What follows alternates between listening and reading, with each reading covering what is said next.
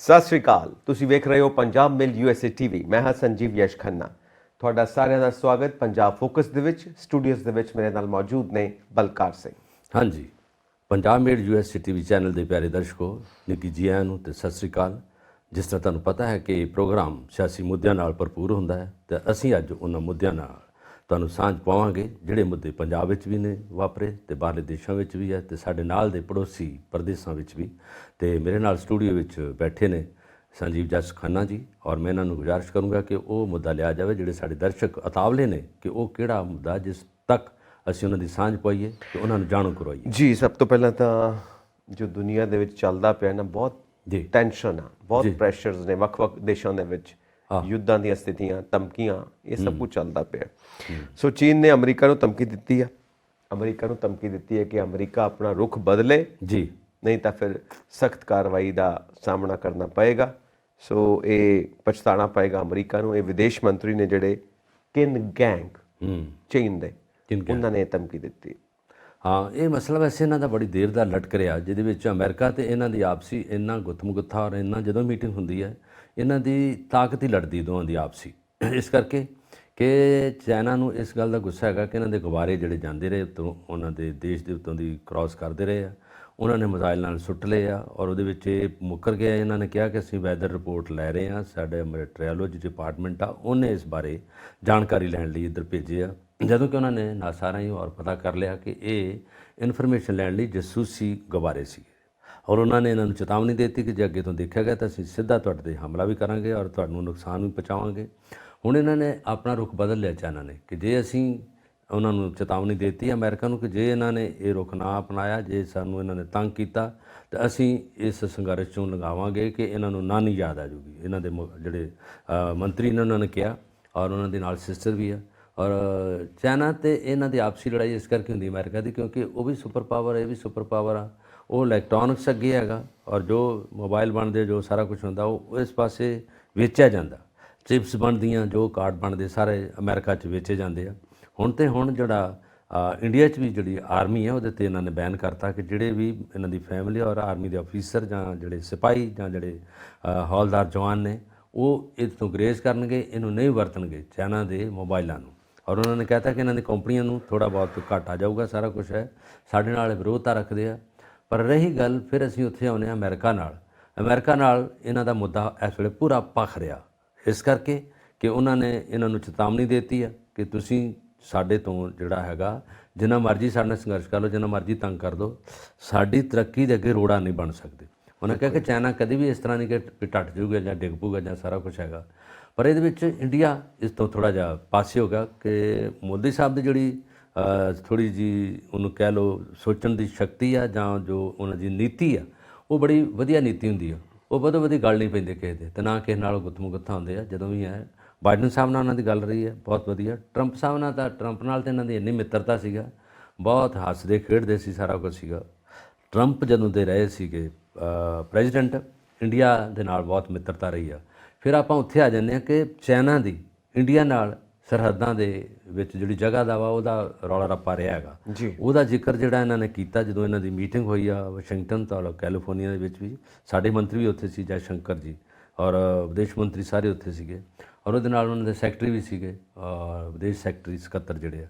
ਔਰ ਇਹਦੇ ਨਾਲ ਚਾਈਨਾ ਵੈਸੇ ਸਾਰਿਆਂ ਨਾਲ ਇਹਦੀ ਨਹੀਂ ਬਣਦੀ, ਜਿਹਦੇ ਨਾਲ ਵੀ ਹੈ। ਜਦੋਂ ਆਪਣੇ ਨਾਲ ਬਾੜ 'ਚ ਲੜਾਈ ਹੋਈ ਆ, ਉਦੋਂ ਇਹਨਾਂ ਨੇ ਬਹੁਤ ਜਗ੍ਹਾ ਹਥਿਆਈ ਆ, ਔਰ ਜਗ੍ਹਾ ਇਹਨਾਂ ਨੇ ਆਪਣੇ ਵੱਲ ਕਬਜ਼ਾ ਕਰ ਲਿਆ। ਉਹ ਕਬਜ਼ਾ ਕਰਨ ਤੋਂ ਬਾਅਦ, ਕਿਉਂਕਿ ਉਹ ਪਹਾੜੀ ਆ, ਨੇਪਾਲ ਲੱਦਾਖ ਦੀਆਂ ਪਹਾੜੀਆਂ ਦੇ ਅੰਦਰ ਜਿਹੜੀ ਜਗ੍ਹਾ ਸੀਗੀ, ਉਹ UNO ਨੇ ਉੱਥੇ ਜਦੋਂ ਸੀਜ਼ਫਾਇਰ ਕਰਾਇਆ, ਲੜਾਈ ਬੰਦ ਹੋ ਗਈ, ਪਰ ਉਹ ਜਗ੍ਹਾ ਰੱਖ ਗਈ। ਜਗ੍ਹਾ ਦਾ ਉਹਨਾਂ ਕਬਜ਼ਾ ਨਹੀਂ ਦਿੱਤਾ, ਕਿਉਂਕਿ ਉੱਥੇ ਜਾ ਕੇ ਮਿਹਨਤੀ ਕਰਨਾ ਕੁਛ ਔਖਾ ਲੱਗਦਾ। ਪਰ ਉਹਦੇ ਤੋਂ ਬਾਅਦ ਹੁਣ ਵੀ ਤੁਸੀਂ ਵੀਡੀਓ ਵੇਖਿਓ, ਸਾਡੇ ਦਰਸ਼ਕਾਂ ਨੇ ਵੀਡੀਓ ਵੇਖੀ, ਜਿਹਦੇ ਵਿੱਚ ਆਪਸੀ ਇਹਨਾਂ ਦੀ ਲੜਾਈ ਰਹੀ ਹੈ, ਜਿਸ 'ਚ ਇੰਡੀਅਨ ਆਰਮੀ ਆ ਔਰ ਚਾਈਨਾ ਦੀ ਆਰਮੀ ਆ। ਇਹਨਾਂ ਦਾ ਆਪਸੀ ਗਾਲੋ ਵਾਲੀ ਰੌਲਾ ਰੱਪਾ ਔਰ ਬੜਾ ਕੁਛ ਹੋਇਆ।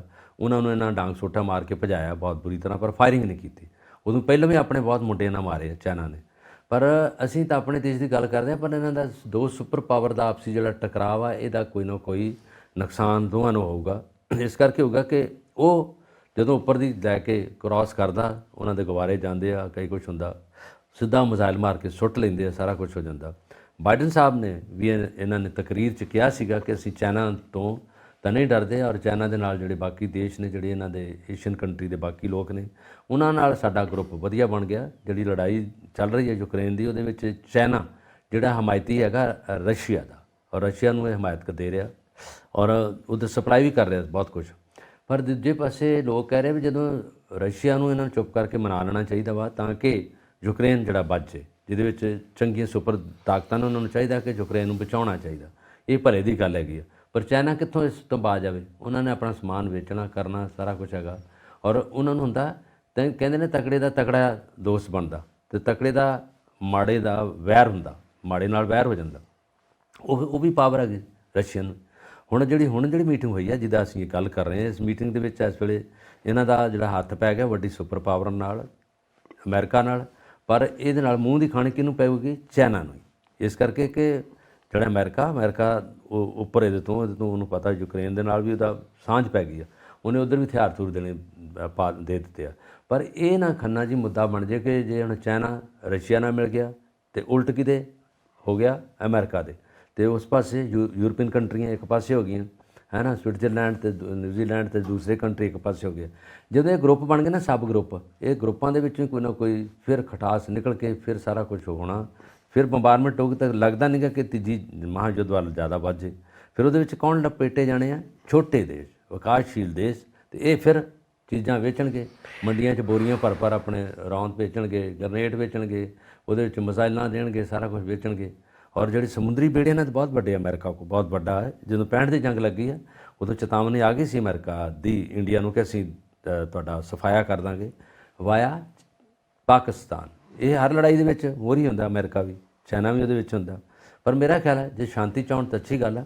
ਜੇ ਸਮਾਨ ਵੇਚਣਾ ਇਹਨਾਂ ਨੇ, ਇਹ ਤਾਂ ਮੰਡੀ ਭਾਲਦੇ ਆ, ਕਿਹੜੀ ਮੰਡੀ ਆ, ਮਾਰਕੀਟਿੰਗ ਕਿੱਥੇ ਹੈਗੀ ਆ, ਕਿੱਥੇ ਮਹਿੰਗਾ ਚੀਜ਼ ਵਿਕ ਜਾਣੀ ਆ। ਜੇ ਉਹ ਗੱਲ ਆ, ਇਹ ਹਿਟਲਰ ਵਾਲੀ ਹੀ ਤਾਨਾਸ਼ਾਹੀ ਵਿਉਂਤ ਇਹਨਾਂ ਦੀ ਪੁਰਾਣੇ ਜ਼ਮਾਨੇ। ਐਕਚੁਅਲੀ ਬਲਕਾਰ ਜੀ, ਗੱਲ ਤਾਂ ਸਿੰਪਲ ਇਹ ਹੈ ਕਿ ਜਿਹੜੀਆਂ ਵੱਡੀਆਂ ਸੁਪਰ ਪਾਵਰਸ ਨੇ ਔਰ ਇਹ ਜਾਣਦੀਆਂ ਨੇ ਕਿ ਜੇ ਇਹਨਾਂ ਦਾ ਟਕਰਾਅ ਹੋਇਆ ਤਾਂ ਸਾਰੀ ਦੁਨੀਆ ਉੱਤੇ ਭਾਰੀ ਪੈਣਾ, ਇਹਨਾਂ ਨੇ ਸਾਰੀ ਦੁਨੀਆ ਦੇ ਉੱਤੇ ਮਾੜਾ ਅਸਰ ਪੈਣਾ।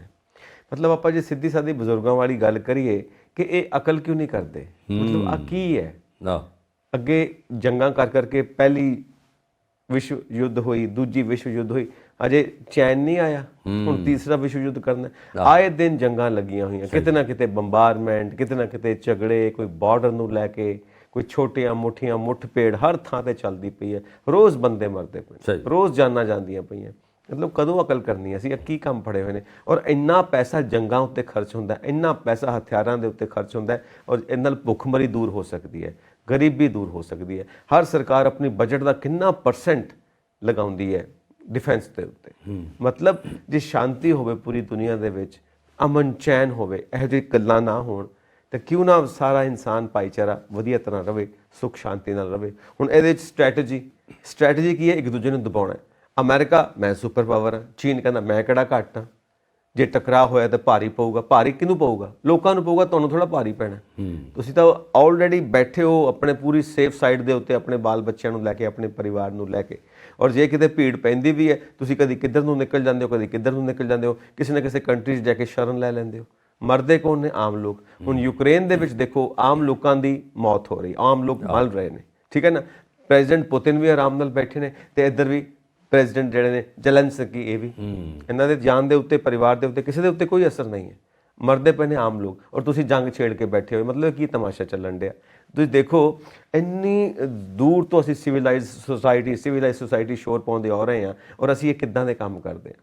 ਸੋ ਇੱਥੇ ਵੀ ਨਤੀਜਾ ਤਾਂ ਉਹੀ ਹੈ, ਭਾਵੇਂ ਅਮਰੀਕਾ ਧਮਕੀ ਦੇਵੇ ਅਤੇ ਭਾਵੇਂ ਚਾਈਨਾ ਧਮਕੀ ਦੇਵੇ, ਨੁਕਸਾਨ ਤੇ ਆਮ ਲੋਕਾਂ ਨੂੰ ਹੋਣਾ, ਤੁਹਾਨੂੰ ਤੇ ਮੈਨੂੰ ਨੁਕਸਾਨ ਹੋਣਾ, ਹੋਰ ਤਾਂ ਕਿਸੇ ਨੂੰ ਨੁਕਸਾਨ ਨਹੀਂ ਹੋਣਾ, ਆਮ ਜਨਤਾ ਨੂੰ ਨੁਕਸਾਨ ਹੋਣਾ। ਹੁਣ ਇਹਦੇ ਵਿੱਚੋਂ ਨਿਕਲਣਾ ਕੀ ਹੈ? ਸਾਨੂੰ ਵੀ ਪਤਾ ਇਹਦੇ ਚੋਂ ਕੀ ਨਿਕਲਣਾ ਜਾਨਣਾ ਜਾਣਦੀ। ਇਹਦੇ ਚੋਂ ਨਿਕਲਣਾ ਇਹ ਹੈਗਾ ਕਿ ਜਿਹੜੇ ਛੋਟੇ ਦੇਸ਼ ਆ, ਇਹਨਾਂ ਦੀ ਪਾਲਿਸੀ ਗੰਦੀ ਜਿਹੜੀ ਹੈਗੀ ਆ, ਉਹਨਾਂ ਨੂੰ ਤੰਗ ਕਰੂਗੀ। ਕਿਉਂਕਿ ਜਦੋਂ ਦੋ ਸੁਪਰ ਪਾਵਰ ਦੇ ਆਪਸੀ ਸਿੰਘ ਫਸ ਜਾਂਦੇ ਆ ਨਾ, ਦੋ ਝੋਟੇ ਆ ਨਾ, ਜਦੋਂ ਲੜਦੇ ਆਪੋ 'ਚ, ਵੱਡੇ ਜਦੋਂ ਆਪੋ 'ਚ, ਹੈ ਨਾ, ਅਤੇ ਜਦੋਂ ਸਿੰਘ ਫਸਾ ਲੈਂਦੇ ਆ, ਅਤੇ ਫਿਰ ਜਦੋਂ ਉਹੀ ਹੁੰਦਾ ਨਿਕਲਦਾ ਕਿ ਜਿਹੜਾ ਤੀਜਾ ਆ ਕੇ ਵਿੱਚ ਵੜ ਗਿਆ, ਜਿਹੜਾ ਤੀਜਾ ਆ ਗਿਆ, ਉਹਨੇ ਇੱਕ ਨੂੰ ਮਾਰਨਾ ਸ਼ੁਰੂ ਕਰ ਦੇਣਾ ਅਤੇ ਦੂਜਾ ਦੌੜ ਗਿਆ।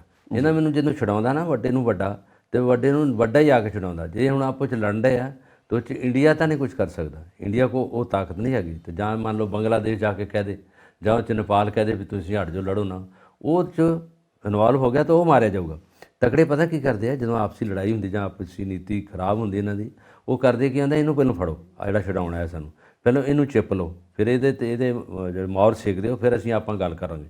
ਉਹਨੂੰ ਮਾਰ ਕੇ ਕੁੱਟ ਕੇ ਫਿਰ ਉਹ ਬਰਾਬਰ ਹੱਸਣ ਲੱਗ ਪੈਂਦੇ। ਇਹ ਹੈਗੀ ਇਹਨਾਂ ਦੀ ਨੀਤੀ। ਇਹਨਾਂ ਦੀ ਨੀਤੀ ਇਹ ਹੁੰਦੀ ਹੈ ਕਿ ਮਾਰੋ ਤੇ ਰਾਜ ਕਰੋ ਤੇ ਲੋਕਾਂ ਨੂੰ ਪਛੜਾਪਣ ਦੇ ਦਿਓ ਤੇ ਇਹਨਾਂ ਨੂੰ ਡਰਾ ਧਮਕਾ ਕੇ ਭਜਾ ਦਿਓ। ਇਹਨਾਂ ਦੀ ਭਜਾਉਣ ਦੀ ਮਤਲਬ ਹੈਗੀ ਕਿ ਪਾਵਰ ਹੀ ਇੰਨੀ ਇਹਨਾਂ ਕੋਲ ਹੈਗੀ ਆ, ਪੈਸਾ ਹੀ ਇਹਨਾਂ ਕੋਲ ਇੰਨਾ ਹੈਗਾ। ਇਹਨਾਂ ਨੂੰ ਸਿਰਫ ਕੰਮ ਵਾਲੇ ਪਾਸੇ ਨਹੀਂ ਹੁੰਦਾ। ਤੁਸੀਂ ਕਿਸੇ ਪਾਸੇ ਚੱਲ ਜਾਓ, ਸਾਡੇ ਪ੍ਰਵਾਸੀ ਭਾਰਤੀ ਜਾਣਦੇ ਆ, ਜਦੋਂ ਇਹ ਕੰਮ ਕਰਦੇ ਉੱਥੇ ਇਹ ਕੰਮ ਕਰਦੇ ਆ। ਜਦੋਂ ਮਜ਼ਾਕ ਕਰਦੇ ਆ, ਮਖੌਲ ਕਰਦੇ ਆ, ਖਾਂਦੇ ਪੀਂਦੇ, ਉਹ ਅੰਗਰੇਜ਼ ਆ, ਕੰਮ ਨਹੀਂ ਕਰਦੇ ਉਹ, ਕਿਉਂਕਿ ਉਹਨਾਂ ਨੂੰ ਪਤਾ ਕੰਮ ਸਾਡੇ ਕੋਲ ਹੋ ਰਿਹਾ। ਅਸੀਂ ਤਾਂ ਸਿਖਰਾਂ 'ਤੇ ਬੈਠੇ ਹਾਂ, ਸਾਨੂੰ ਕੀ ਲੋੜ ਹੈ ਜ਼ਮੀਨ ਵਾਲੇ ਪਾਸੇ ਦੀ। ਕੰਮ ਉਹ ਕਰੇਗਾ ਜਿਹੜਾ ਜ਼ਮੀਨ ਤੋਂ ਬਹਿ ਕੇ ਤੇ ਉੱਪਰ ਨੂੰ ਦੇਖਦਾ। ਜਿਹੜਾ ਬੈਠਾ ਹੀ ਉੱਪਰ, ਉਹਨੇ ਤਾਂ ਥੱਲੇ ਜ਼ਮੀਨ ਵੱਲ ਨੂੰ ਤਾਂ ਵੇਖਣ ਦੀ ਲੋੜ ਹੀ ਨਹੀਂ। ਉਹਨੇ ਹੋਰ ਤਾਂ ਨੂੰ ਵੇਖਣਾ, ਉਹਨੇ ਇਹ ਨਹੀਂ ਵੇਖਣਾ ਕਿ ਕੌਣ ਮਰ ਰਿਹਾ ਭੁੱਖਾ, ਕੌਣ ਖਾ ਰਿਹਾ, ਕੌਣ ਨਹੀਂ ਖਾ ਰਿਹਾ, ਕਿਹੜਾ ਨਹੀਂ ਸੁੱਤਾ। ਉਹਨੂੰ ਤਾਂ ਆਪਣੇ ਨਾਲ ਹੀ ਹੁੰਦਾ। ਉਹਨੂੰ ਜ਼ਿੰਦਗੀ ਹੋਰ ਆ। ਉਹ ਲੱਗਦਾ ਹੀ ਕਿ ਸਾਡੇ ਲਈ ਤਾਂ ਸਵਰਗ ਹੀ ਇੱਥੇ ਹੈਗਾ। ਕਿਹੜਾ ਸਵਰਗ ਹੈ ਜਿਹੜਾ ਆਂਦੇ ਉੱਥੇ ਬਣ ਗਿਆ ਵਾ, ਜੇ ਬਾਹਰ ਜਦੋਂ ਮਰਨ ਤੋਂ ਬਾਅਦ ਪਤਾ ਲੱਗਦਾ। ਇਹਨਾਂ ਦਾ ਤਾਂ ਜੀਂਦੇ ਜੀ ਸਵਰਗ ਹੁੰਦਾ। ਇਸੇ ਕਰਕੇ ਹੁੰਦਾ, ਹਰ ਚੀਜ਼ ਮੁਹੱਈਆ, ਹਰ ਪਲ ਇਹਨਾਂ ਦਾ ਸੁੱਖ ਭਰਿਆ। ਸਹੀ ਗੱਲ ਹੈ। ਨਾ ਰੋਟੀ ਦੀ ਭੁੱਖ, ਨਾ ਕੱਪੜੇ ਦੀ ਭੁੱਖ, ਨਾ ਛੱਤ ਦੀ ਭੁੱਖ, ਨਾ ਇਹਨਾਂ ਨੂੰ ਕੋਈ ਹੋਰ ਚਿੰਤਾ। ਇਹਨਾਂ ਨੂੰ ਚਿੰਤਾ ਹੁੰਦੀ ਹੈ ਦੂਜੇ ਨੂੰ ਕਿਵੇਂ ਲੜਾਇਆ ਜਾਵੇ, ਕਿੱਦਾਂ ਮਰਵਾਇਆ ਜਾਵੇ, ਦੂਜੇ ਦੇ ਉੱਤੇ ਹਕੂਮਤ ਕਿਵੇਂ ਕਰਨੀ। ਬਸ ਸਿੰਪਲ ਗੱਲ ਇਹ ਹੈ। ਹਾਂ ਚਲੋ ਜੀ, ਇਹ ਹਕੂਮਤ ਦਾ ਨਸ਼ਾ ਜਿਨ੍ਹਾਂ ਦੇ ਸਿਰ ਚੜ ਕੇ ਬੋਲਦਾ, ਇਹ ਇਹਨਾਂ ਨੂੰ ਮੁਬਾਰਕ। ਸਹੀ ਗੱਲ। ਆਪਾਂ ਅੱਗੇ ਚੱਲੀਏ। ਹਾਂ, ਆਪਾਂ ਅੱਗੇ ਚੱਲਦੇ ਹਾਂ ਜੀ। ਬਜਟ ਇਜਲਾਸ ਤੇ ਹਾਕਮ ਧਿਰ ਤੇ ਵਿਰੋਧੀ ਧਿਰਾਂ ਵਿੱਚ ਤਿੱਖੀ ਨੋਕ ਝੋਕ। ਤੇ ਸੀਐਮ ਮਾਨ ਕਹਿੰਦੇ ਨੇ ਕਿ ਪੰਜਾਬ ਦਾ ਅਸੀਂ ਚੈਨ, ਪੰਜਾਬ ਦਾ ਅਮਨ, ਪੰਜਾਬ ਦੀ ਸ਼ਾਂਤੀ ਭੰਗ ਨਹੀਂ ਹੋਣ ਦੇਵਾਂਗੇ। ਇਹ 3 ਰੋਜ਼ਾ ਅੱਗੇ ਚੱਲਿਆ ਬਜਟ ਸੈਸ਼ਨ ਵਿਧਾਨ ਸਭਾ ਚੰਡੀਗੜ੍ਹ। ਉਹਦੇ ਵਿੱਚ ਜਦੋਂ ਇਹ ਸ਼ੁਰੂ ਵਾਲੇ ਦਿਨ ਵੀ ਆਏ, ਉਦੋਂ ਵੀ ਇਹਨਾਂ ਨੇ ਪਹਿਲਾਂ ਤਾਂ ਸ਼ਰਧਾਂਜਲੀ ਦਿੱਤੀ ਹੈ। ਜਿਹੜੇ ਵਿਚਾਰੇ ਇਸ ਯੁੱਗ 'ਚ ਨਹੀਂ ਰਹੇ, ਇਸ ਦੁਨੀਆ 'ਤੇ ਨਹੀਂ ਰਹੇ, ਉਹਨਾਂ ਨੂੰ ਸ਼ਰਧਾਂਜਲੀ ਭੇਂਟ ਕੀਤੀ। ਫਿਰ ਇਹਨਾਂ ਨੇ ਆਪਣਾ ਦੁੱਖ ਸੁੱਖ ਸਾਂਝਾ ਕੀਤਾ ਤੇ ਫਿਰ ਲੜਾਈ ਹੋਣੀ ਸ਼ੁਰੂ ਹੋ ਗਈ ਆਪੋਜੀਸ਼ਨ ਦੀ ਤੇ ਰੂਲਿੰਗ ਪਾਰਟੀ ਦੀ। ਔਰ ਇਹਨਾਂ ਨੇ ਜਿਹੜਾ ਉਹ ਪਹਿਲਾਂ ਰੌਲਾ ਪੈ ਚੁੱਕਿਆ ਸੀ ਰਾਜਪਾਲ ਨਾਲ ਕਿ ਉਹਨਾਂ ਨੇ ਇਹਨਾਂ ਨੂੰ ਨਹੀਂ ਆਗਿਆ ਦਿੱਤੀ, ਔਰ ਸੁਪਰੀਮ ਕੋਰਟ 'ਚ ਗਈ ਮੌਕੇ ਦੀ ਹਕੂਮਤ। ਇਹਨਾਂ ਨੂੰ ਉੱਥੋਂ ਜਿੱਤ ਪ੍ਰਾਪਤ ਹੋ ਗਈ। ਉਹਨਾਂ ਨੇ ਕਹਿਤਾ ਕਿ ਤੁਹਾਡਾ ਸੈਸ਼ਨ ਨਹੀਂ ਕੈਂਸਲ ਹੋ ਸਕਦਾ, ਕਿਉਂਕਿ ਮਾਰਚ ਦਾ ਮਹੀਨਾ ਵਾ ਤੁਹਾਡਾ, 3 ਮਾਰਚ ਤੋਂ ਸ਼ੁਰੂ ਹੋਣਾ ਹੈ ਇਹਨਾਂ ਦਾ। ਤੁਸੀਂ ਇਹਨੂੰ ਉਸੇ ਤਰ੍ਹਾਂ ਕੰਟੀਨਿਊਸਲੀ ਕਰੋ ਜਿਸ ਤਰ੍ਹਾਂ ਪਿਛਲੇ ਸਾਲ ਕੀਤਾ ਵਾ, ਉਸੇ ਤਰ੍ਹਾਂ ਚੱਲੂਗਾ ਸੈਸ਼ਨ। ਉਹਨਾਂ ਨੇ ਪਰਮਿਸ਼ਨ ਦੇ ਦਿੱਤੀ। ਪਰ ਉਦੋਂ ਬਾਅਦ ਰਾਜਪਾਲ ਜੀ ਆਏ, ਰਾਜਪਾਲ ਨੇ ਆਪਣਾ ਓਪਨਿੰਗ ਉਹਨਾਂ ਕੀਤੀ। ਉਦੋਂ ਬਾਅਦ ਉਹਦੇ 'ਤੇ ਮਤਾ ਪਾਸ ਹੋਇਆ ਔਰ ਉਹਦੇ 'ਤੇ ਫਿਰ ਰੌਲਾ ਪੈ ਗਿਆ ਵੀ ਜਿਹੜਾ ਗਵਰਨਰ ਸਾਹਿਬ ਹੈ ਇਹਨੂੰ ਕਿਉਂ ਪਹਿਲਾਂ ਤੰਗ ਕੀਤਾ ਗਿਆ, ਔਰ ਵਿਰੋਧੀ ਪਾਰਟੀਆਂ ਕਹਿ ਰਹੀਆਂ। ਔਰ ਉਹਨਾਂ ਨੇ ਕਹਿਤਾ ਕਿ ਮੇਰੀ ਸਰਕਾਰ, ਉਹਦੇ 'ਤੇ ਵੀ ਰੌਲਾ ਪੈ ਗਿਆ। ਪ੍ਰਤਾਪ ਸਿੰਘ ਬਾਜਵਾ ਨੇ ਕਹਿਤਾ ਵੀ ਇਹ ਕਿਹੜੀ ਸਰਕਾਰ, ਮੇਰੀ ਸਰਕਾਰ, ਇਹਨਾਂ ਦੀ ਇਕੱਲਿਆਂ ਦੀ ਸਰਕਾਰ, ਤੇ ਬਾਕੀ ਕੌਣ ਬੈਠੇ ਆ, ਬਾਕੀ ਕੋਈ ਹੈ ਨਾ ਜੜੀਆਂ ਬੂਟੀਆਂ 'ਤੇ ਨਹੀਂ ਬੈਠੀਆਂ, ਬੰਦੇ ਬੈਠੇ, ਨੇਤਾ ਬੈਠੇ ਆ, ਸਾਰਾ ਪੰਜਾਬ ਬੈਠਾ।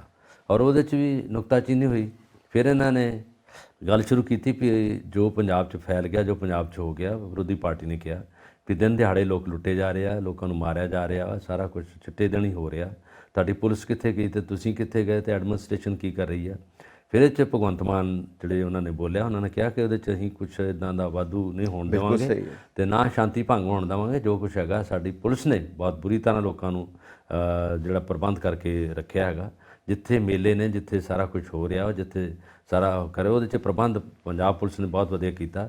ਹੁਣੇ ਬਹੁਤ ਵੱਡਾ ਜਾਹੋ ਜਲਾਲ ਨਾਲ ਹੋਲਾ ਮਹੱਲਾ ਸ਼ੁਰੂ ਹੋਇਆ। ਅੱਜ ਦੂਜਾ ਦਿਨ ਹੈਗਾ, ਕੱਲ੍ਹ ਨੂੰ ਬਹੁਤ ਵੱਡਾ ਮਹੱਲੇ ਨਿਕਲਣਗੇ ਔਰ ਉਹਦੇ ਵਿੱਚ ਨਿਹੰਗ ਜਿੰਨੇ ਨੇ ਹਾਥੀ ਘੋੜਿਆਂ 'ਤੇ ਭੱਜ ਕੇ ਉਹ ਖੇਡਦੇ ਵੀ ਆ, ਹੋਲੀ ਪਾਉਂਦੇ ਵੀ, ਇੱਕ ਦੂਜੇ ਰੰਗ ਵੀ ਪਾਉਂਦੇ ਆ। ਇਹੋ ਜਿਹੇ ਮੇਲਿਆਂ ਦਾ ਪ੍ਰਬੰਧ ਕਰਨ ਲਈ ਭਗਵੰਤ ਮਾਨ ਜੀ ਆਪ ਉੱਥੇ ਗਏ, ਆਪ ਉਹਨੇ ਮੱਥਾ ਟੇਕਿਆ।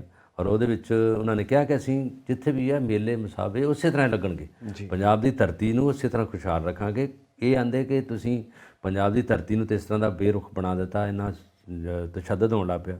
ਉਹਦਾ ਬਾਹਰ ਜਾ ਕੇ ਤੇ ਵੇਖੋ ਤੁਸੀਂ ਕੀ ਹੁੰਦਾ। ਇਹ ਤਾਂ ਪਹਿਲਾਂ ਵੀ ਹੁੰਦਾ, ਇਹ ਤਾਂ ਹੁਣ ਵੀ ਹੋ ਰਿਹਾ। ਮੇਲੇ ਤਾਂ ਲੱਗ ਰਹੇ ਨਾ, ਦੁਨੀਆ ਉਸੇ ਤਰ੍ਹਾਂ ਚੱਲ ਤਾਂ ਰਹੀ ਹੈ ਨਾ, ਸਾਰਾ ਕੁਛ ਹੈਗਾ। ਇਹ ਨਹੀਂ ਗਾ ਕਿ ਬਾਰਡਰ 'ਤੇ ਬੈਠੇ ਅਸੀਂ ਹੈ। ਪਰ ਉਹਨੇ ਇੱਕ ਕਿਹਾ ਕਿ ਜੇ ਅਸੀਂ ਮੰਨ ਰਹੇ ਹਾਂ ਕਿ ਰਾਜਸਥਾਨ ਵੱਲ ਦੀ ਆ ਰਿਹਾ ਨਸ਼ਾ, ਜਾਂ ਲੋਕ ਆ ਰਹੇ ਆ ਜਾਂ ਮਾਰ ਧਾੜ ਕਰਦੇ ਆ, ਔਰ ਇਸ ਪਾਸਿਓਂ ਦੀ ਅਸੀਂ ਪਾਕਿਸਤਾਨ ਦਾ ਤਾਂ ਬੰਦ ਕਰਤਾ ਆਵਾਜਾਈ ਸਾਰੀ, ਜਿਹੜੀ ਵਾਹਗਾ ਬਾਰਡਰ ਦੀ ਆ। ਅਤੇ ਜਿਹੜਾ ਬਜਟ ਦਾ ਮਾਮਲਾ ਸੀਗਾ ਉਹ ਉਹਨਾਂ ਨੇ ਉਹਦੇ 'ਚ ਸਾਰਾ ਪੇਸ਼ ਕੀਤਾ। ਹਰਪਾਲ ਚੀਮਾ ਨੇ ਜਿਹੜੇ ਵਿੱਤ ਮੰਤਰੀ ਆ, ਔਰ ਉਹਦੇ ਵਿੱਚ ਇਹ ਗੱਲ ਰਹੀ ਸਭ ਤੋਂ ਜਿਹੜੀ ਗੱਲ ਲੋਕਾਂ ਨੂੰ ਚੰਗੀ ਨਹੀਂ ਲੱਗੀ, ਉਹ ਰਹੀ ਆ ਕਿ ਇਹਨਾਂ 'ਚ ਰੌਲਾ ਰੱਪਾ, ਲੜਾਈ ਝਗੜਾ, ਔਰ ਕਿਸੇ ਦੀ ਗੱਲ ਇਹਨਾਂ ਸੁਣੀ ਨਹੀਂ, ਸਾਰਾ ਕੁਝ ਉਲਟ ਹੋਇਆ। ਸੁਖਪਾਲ ਖਹਿਰਾ ਤੇ ਇੱਕ ਸੁਖਪਾਲ ਖਹਿਰਾ ਕਾਂਗਰਸ ਦੇ, ਤੇ ਦੂਸਰੇ ਪਾਸੇ ਜਿਹੜੇ ਸੀਗੇ ਧਾਲੀਵਾਲ ਜਿਹੜੇ ਮੈਂਬਰ ਨੇ ਦੇ ਮੰਤਰੀ ਨੇ ਪੰਚਾਇਤਾਂ ਦੇ, ਉਹਨਾਂ ਨੇ ਇਹਨਾਂ ਦੀ ਆਪਸੀ ਲੜਾਈ ਹੋਈ। ਉਹਨਾਂ ਨੇ ਉਹਨੂੰ ਕਹਿਤਾ ਕਿ ਤੁਸੀਂ ਜ਼ਮੀਨਾਂ ਦੇ ਕਬਜ਼ੇ ਨਜਾਇਜ਼ ਲੋਕਾਂ ਦੇ ਤੁੜਵਾਏ ਆ, ਜਿਨ੍ਹਾਂ ਨੇ ਕੋਲ ਜ਼ਮੀਨਾਂ ਸੀਗੀਆਂ ਆਪਣੀਆਂ ਰਜਿਸਟਰੀਆਂ ਸੀ ਉਹ ਵੀ ਤੁੜਵਾ ਦਿੱਤੇ ਆ, ਗਲਤ ਹੋ ਗਿਆ। ਪਰ ਉਹਨਾਂ ਦਾ ਮੋੜਵਾਂ ਜਵਾਬ ਸੀ, ਆਂਦਾ ਤੁਸੀਂ ਜਿਹੜਾ ਤੁਹਾਡਾ ਪਿੰਡ ਜੈਰਾਮਪੁਰ ਹੈਗਾ ਇਹਦੇ ਨਾਲ ਕਰਤਾਰਪੁਰ ਦੇ, ਤੁਸੀਂ ਉਸ ਪਿੰਡ 'ਚ ਆਪ ਜ਼ਮੀਨ ਲੋਕਾਂ ਦੀ ਦੱਬੀ ਬੈਠੇ ਜੇ। ਸੁਖਪਾਲ ਖਹਿਰਾ ਨੂੰ ਉਹਨਾਂ ਨੇ ਕਿਹਾ, ਤੇ ਉਹਦੇ ਵਿੱਚ ਉਹਨਾਂ ਦਾ ਆਪਸੀ ਬਹੁਤ ਰੌਲਾ ਪਿਆ। ਰਾਜਾ ਵੜਿੰਗ ਨੇ ਵੀ ਕਿਹਾ ਕਿ ਕਬਜ਼ੇ ਜਿਹੜੇ ਕਰਵਾ ਚੁੱਕੀ ਆ ਪੰਜਾਬ ਸਰਕਾਰ ਲੋਕਾਂ ਦੇ, ਅਸਰ ਸੂਕ ਵਾਲਿਆਂ ਦੇ, ਉਹ ਤੜਵਾ ਚੁੱਕੀ ਆ, ਉਹ ਗਲਤ ਕੀਤਾ ਇਹਨਾਂ ਨੇ। ਪਤਾ ਨਹੀਂ ਆਪੋਜੀਸ਼ਨ ਕੀ ਕਹਿੰਦੀ ਹੈ ਤੇ ਦੂਸਰੀ ਹਕੂਮਤ ਤੇ ਬੈਠੀ ਜਿਹੜੀ ਸਰਕਾਰ ਉਹ ਕੀ ਕਹਿੰਦੀ ਹੈ। ਅਸਲ ਵਿੱਚ ਪਤਾ ਇਹਨਾਂ ਦੀ ਕੁੰਡੀ ਇਸ ਕਰਕੇ ਫਸਦੀ ਹੈ ਕਿ ਜਿਹੜੇ ਕਬਜ਼ੇ ਇਹਨਾਂ ਨੇ ਖੋਲੇ ਲੋਕਾਂ ਕੋਲ ਜ਼ਮੀਨਾਂ ਦੇ, ਉਹ ਇਹਨਾਂ ਦੇ ਆਪਣੇ ਪੈਰੋਕਾਰਾਂ ਦੇ ਸੀ, ਆਪਣੇ ਨੇਤਾ ਦੇ ਸੀ। ਬਹੁਤ ਇਹਨਾਂ ਦੇ ਕਾਂਗਰਸ ਦੇ ਟਾਈਮ ਤੇ ਹੈਗੇ, ਜਦੋਂ ਆਪ ਰਾਜਾ ਸਾਹਿਬ ਸੀਗੇ, ਅਮਰਿੰਦਰ ਸਿੰਘ, ਉਹ ਮੁੱਖ ਮੰਤਰੀ ਸੀ, ਉਹ ਜ਼ਮਾਨੇ ਦੇ ਇਹਨਾਂ ਦੇ ਹੈਗੇ। ਹੁਣ ਇਹਨਾਂ ਨੂੰ ਲੱਗ ਰਹੀਆਂ ਮਿਰਚਾਂ ਕਿ ਇਹਨਾਂ ਕੋਲ ਕਿਉਂ ਖੋਏ ਗਏ। ਕਾਂਗਰਸ ਵੀ ਉੱਤੇ ਉਲਟ ਹੋ ਗਈ ਔਰ ਸੁਖਬੀਰ ਬਾਦਲ ਵੀ ਉਲਟ ਬੋਲੇ ਹੈਗੇ, ਔਰ ਇਹਨਾਂ ਨੇ ਲੱਖਾਂ ਕਰੋੜਾਂ ਦੀ ਜ਼ਮੀਨ ਜਿਹੜੀ ਹੈ ਲੋਕਾਂ ਕੋਲ ਛਡਵਾ ਲਈ ਹੈ, ਜਿਹੜੀ ਲੋਕ ਜ਼ਮੀਨ ਦੱਬੀ ਬੈਠੇ ਸੀ ਪੰਜਾਬ ਦੇ ਵਿੱਚ। ਇਹ ਵੇਖੋ ਕੀ ਹਜ਼ਾਰੇਦਾਰੀ ਹੈ। ਜਦੋਂ ਮੁਰੱਬਾਬੰਦੀ ਹੋਈ ਹੈ, ਪਾਕਿਸਤਾਨ ਤੇ ਹਿੰਦੁਸਤਾਨ ਬਣਿਆ, ਪੰਜਾਬ ਬਣਿਆ, ਤਾਂ ਉਦੋਂ ਜ਼ਮੀਨ ਦੀ ਵੰਡ ਹੋਈ ਹੈ, ਚੱਕਬੰਦੀ ਹੋਈ ਹੈ, ਜ਼ਮੀਨ ਦੀਆਂ ਰਜਿਸਟਰੀਆਂ ਹੋ ਕੇ ਦਿੱਤੀਆਂ ਗਈਆਂ। ਇਹਨਾਂ ਨੇ ਫਿਰ ਜਿਹੜੀ ਜ਼ਮੀਨ ਵਾਹੁੰਦੇ ਸੀ, ਠੇਕੇ ਦੇ ਵਾਹੁੰਦੇ ਸਰਕਾਰ ਦੀ, ਉਹ ਜ਼ਮੀਨ ਨੱਪ ਲਈ, ਜਿਹੜੀ ਪੰਚਾਇਤ ਦੀ ਜ਼ਮੀਨ ਨੱਪ ਲਈ। ਕਿਸ ਤਰ੍ਹਾਂ? ਸਰਪੰਚ ਦੇ ਰਾਹੀਂ, ਮੰਤਰੀ ਰਾਹੀਂ, ਉਹ ਪਿਛਲੀਆਂ ਸਰਕਾਰਾਂ ਦੇ ਟਾਈਮ ਤੇ। ਹੁਣ ਉਹਦਾ ਰੌਲਾ ਇਹਦੇ ਵਿੱਚ ਵਿਧਾਨ ਸਭਾ 'ਚ ਬਹੁਤ ਪਿਆ। ਸਾਰੇ ਸਾਡੇ ਦਰਸ਼ਕ ਜਾਣਦੇ ਆ ਕਿ ਜ਼ਮੀਨ ਦੇ ਕਬਜ਼ੇ ਤੋਂ ਬਹੁਤ ਰੌਲਾ ਪਿਆ, ਫਿਰ ਸੜਕਾਂ ਦੀ ਬਣਾਈ ਤੋਂ ਰੌਲਾ ਪਿਆ, ਕਿਉਂਕਿ ਇਹਨਾਂ ਤਾਂ ਕਹਿ ਤਾ ਭਗਵੰਤ ਮਾਨ ਨੇ ਵੀ ਮੈਂ ਜਿਹੜਾ ਪੈਸਾ ਲਿਆ ਸੈਂਟਰ ਕੋਲੋਂ ਵੀ, ਪੰਜਾਬ ਗੌਰਮੈਂਟ ਦਾ ਵੀ ਹੈ, ਮੈਂ ਉੱਥੇ ਸੜਕਾਂ ਬਣਾਊਂਗਾ, ਸਾਰੀਆਂ ਪੁਲ ਬਣਾਊਂਗਾ, ਨਹਿਰਾਂ ਬਣਾਊਂਗਾ, ਸਿੰਚਾਈ ਜਿਹੜੀ ਪੂਰੀ ਦੀ ਪੂਰੀ ਖੇਤਾਂ 'ਚ ਹੋਊਗੀ। ਮੁੱਖ ਮੰਤਰੀ ਉਹਨੂੰ ਤਾਂ ਕਹਿਣਾ ਬਣਦਾ ਹੀ ਆ, ਕਿੰਨਾ ਕਰਦਾ ਨਹੀਂ ਕਰਦਾ ਉਹ ਤਾਂ ਗੱਲ ਹੈਗੀ ਆ, ਪਰ ਆਪੋਜੀਸ਼ਨ ਉਹਦੇ ਉਲਟ ਉਹਨਾਂ ਨੇ ਇਹ ਕਹਿਣਾ ਅਸੀਂ ਵੀ ਤਾਂ ਇਹੀ ਕਰਦੇ ਸੀ ਪਹਿਲਾਂ, ਤੂੰ ਕੀ ਨਵੀਂ ਗੱਲ ਕਰ ਦਿੱਤੀ ਹੈ, ਸਾਡੇ ਰਾਜ ਵੇਲੇ ਵੀ ਤਾਂ ਇਹੀ ਹੁੰਦਾ ਸੀਗਾ। ਪਰ ਜਨਤਾ ਨੂੰ ਪਿੱਛੋਂ ਕਹਿੰਦੇ ਸੀ ਪਹਿਲਾਂ ਨਹੀਂ ਸੀ ਇੰਨਾ ਕੁਛ ਹੈਗਾ, ਹੁਣ ਕੁਛ ਨਾ ਕੁਛ ਕਰ ਰਹੇ ਆ, ਭੱਜ ਨੱਠ ਹੈਗੀ ਆ। ਫਿਰ ਇਹ ਸਰਕਾਰ ਕਹਿੰਦੀ ਸਾਡੇ ਕੋਲ ਪੈਸਾ ਹੈ ਨਹੀਂ, ਫਿਰ ਕੀ ਹੈਗਾ, ਸਹੂਲਤਾਂ ਹੀ ਇਕੱਲੀਆਂ ਹੈਗੀਆਂ। ਤੀਜਾ ਨੰਬਰ ਰੌਲਾ ਪਿਆ ਇਹ ਕਿ ਜਿਹੜੀਆਂ ਅਖਬਾਰਾਂ ਨੂੰ ਇਸ਼ਤਿਹਾਰਬਾਜ਼ੀ ਦੇਣੀ ਬੰਦ ਕਰ ਦਿੱਤੀ ਇਹਨਾਂ ਨੇ, ਔਰ ਜਿਹੜੀਆਂ ਵਰਨੈਕੂਲਰ ਪ੍ਰੈਸ ਆਉਂਦੇ ਉਹਨੂੰ ਸਥਾਨਕ ਅਖਬਾਰਾਂ, ਜਿਹੜੀਆਂ ਬਾਕੀ ਅਖਬਾਰਾਂ ਵੱਡੀਆਂ ਅਖਬਾਰਾਂ ਟ੍ਰਿਬਿਊਨ ਵਗੈਰਾ, ਹਿੰਦੁਸਤਾਨ ਟਾਈਮਸ, ਇਹ ਤਾਂ ਬਾਹਰੋਂ ਦਿੱਲੀ ਤੋਂ ਛਪਦੀਆਂ, ਜਿਹੜੀਆਂ ਪੰਜਾਬ ਦੀਆਂ ਸੀਗੀਆਂ, ਔਰ ਉਹਨਾਂ ਨੂੰ ਇਹਨਾਂ ਇਸ਼ਤਿਹਾਰਬਾਜ਼ੀ ਦੇਣੀ ਬੰਦ ਕਰ ਦਿੱਤੀ, ਏਡ ਦੇਣੀਆਂ ਬੰਦ ਕਰਤੀਆਂ, ਕਾਗਜ਼ ਦੇਣਾ ਬੰਦ ਕਰ ਦਿੱਤਾ।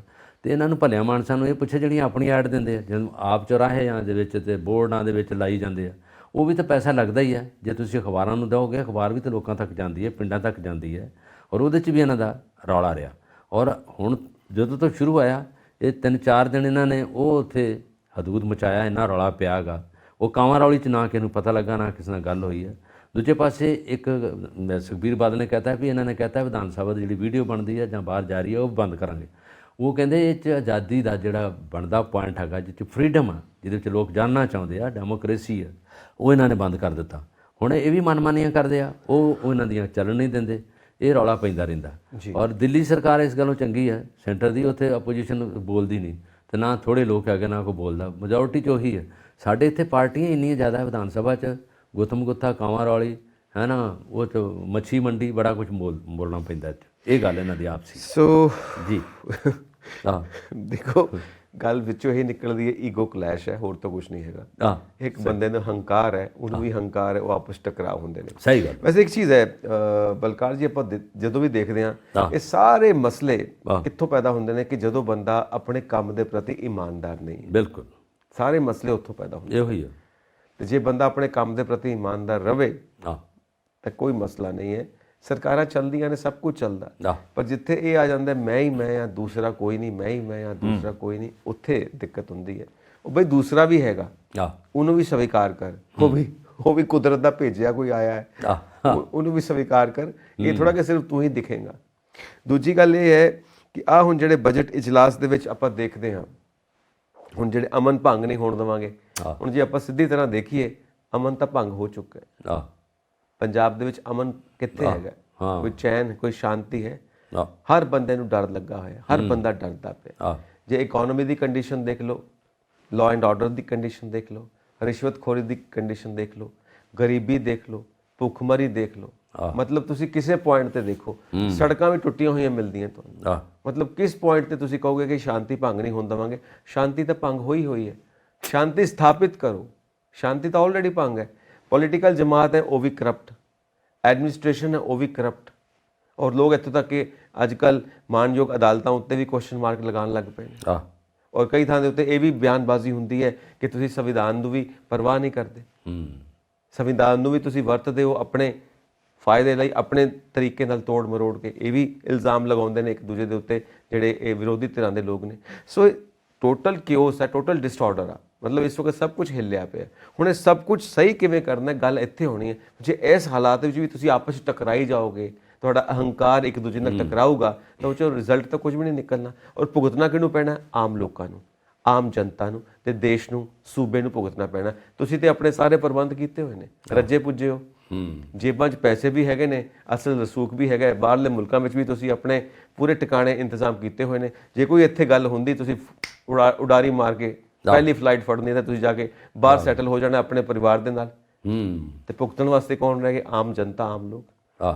ਸੋ ਇਹ ਜਿਹੜੇ ਇੱਦਾਂ ਬਿਆਨਬਾਜ਼ੀਆਂ ਜਾਂ ਬਿਆਨ ਬਹਾਦਰ ਬਣ ਕੇ ਗੱਲਾਂ ਕਰਨੀਆਂ, ਉਹਦੀ ਬਜਾਏ ਕੰਮ ਕਰਕੇ ਦਿਖਾਓ ਤਾਂ ਕਿ ਆਮ ਲੋਕਾਂ ਦਾ ਜੀਵਨ ਸੌਖਾ ਹੋਵੇ, ਜਿਸ ਵਾਸਤੇ ਤੁਹਾਨੂੰ ਚੁਣਿਆ ਹੈ। ਬਾਕੀ ਤਾਂ ਤੁਸੀਂ ਸਾਰੀ ਡਿਟੇਲ ਦੱਸ ਹੀ ਦਿੱਤੀ ਹੈ, ਜੋ ਕੁਝ ਹੋ ਰਿਹਾ ਉਹ ਤਾਂ ਸਾਡੇ ਸਾਹਮਣੇ ਹੀ ਹੈ। ਚਲੋ ਇੱਕ ਇਹ ਵੀ ਹੈ ਕਿ ਬਜਟ ਇਜਲਾਸ ਤੁਰ ਪਿਆ, ਨਹੀਂ ਤੇ ਭਗਵੰਤ ਮਾਨ ਸਾਹਿਬ ਦਾ ਤੇ ਸਾਡੇ ਜਿਹੜੇ ਗਵਰਨਰ ਸਾਹਿਬ ਨੇ ਉਹਨਾਂ ਦਾ ਹੀ ਟਕਰਾਅ ਹੁੰਦਾ ਰਹਿੰਦਾ ਸੀਗਾ।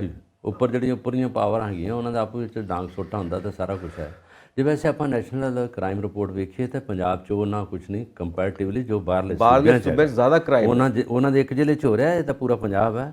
ਅਸਲ 'ਚ ਪੰਜਾਬ 'ਚ 1947 ਤੋਂ ਲੈ ਕੇ ਹੁਣ ਤੱਕ ਜੇ ਵੇਖਿਆ ਜਾਵੇ ਸਾਰਾ ਰਿਪੋਰਟ ਜੋ ਇਹਦੀ ਬਣਤਰ ਜਾਂ ਸਾਰਾ ਕੁਝ ਹੈ, ਇਹ ਲੜਾਈਆਂ ਝਗੜਿਆਂ 'ਚ ਰਿਹਾ, ਮਰਡਰ ਵੀ ਰਹੇ ਬਹੁਤ ਜ਼ਿਆਦਾ, ਜ਼ਮੀਨਾਂ ਦੀ ਵੰਡ ਤੋਂ ਲੜਾਈ ਹੋਈ ਆ, ਔਰ ਸਿਆਸਤ ਦੀ ਲੜਾਈ ਰਹੀ ਹੈ।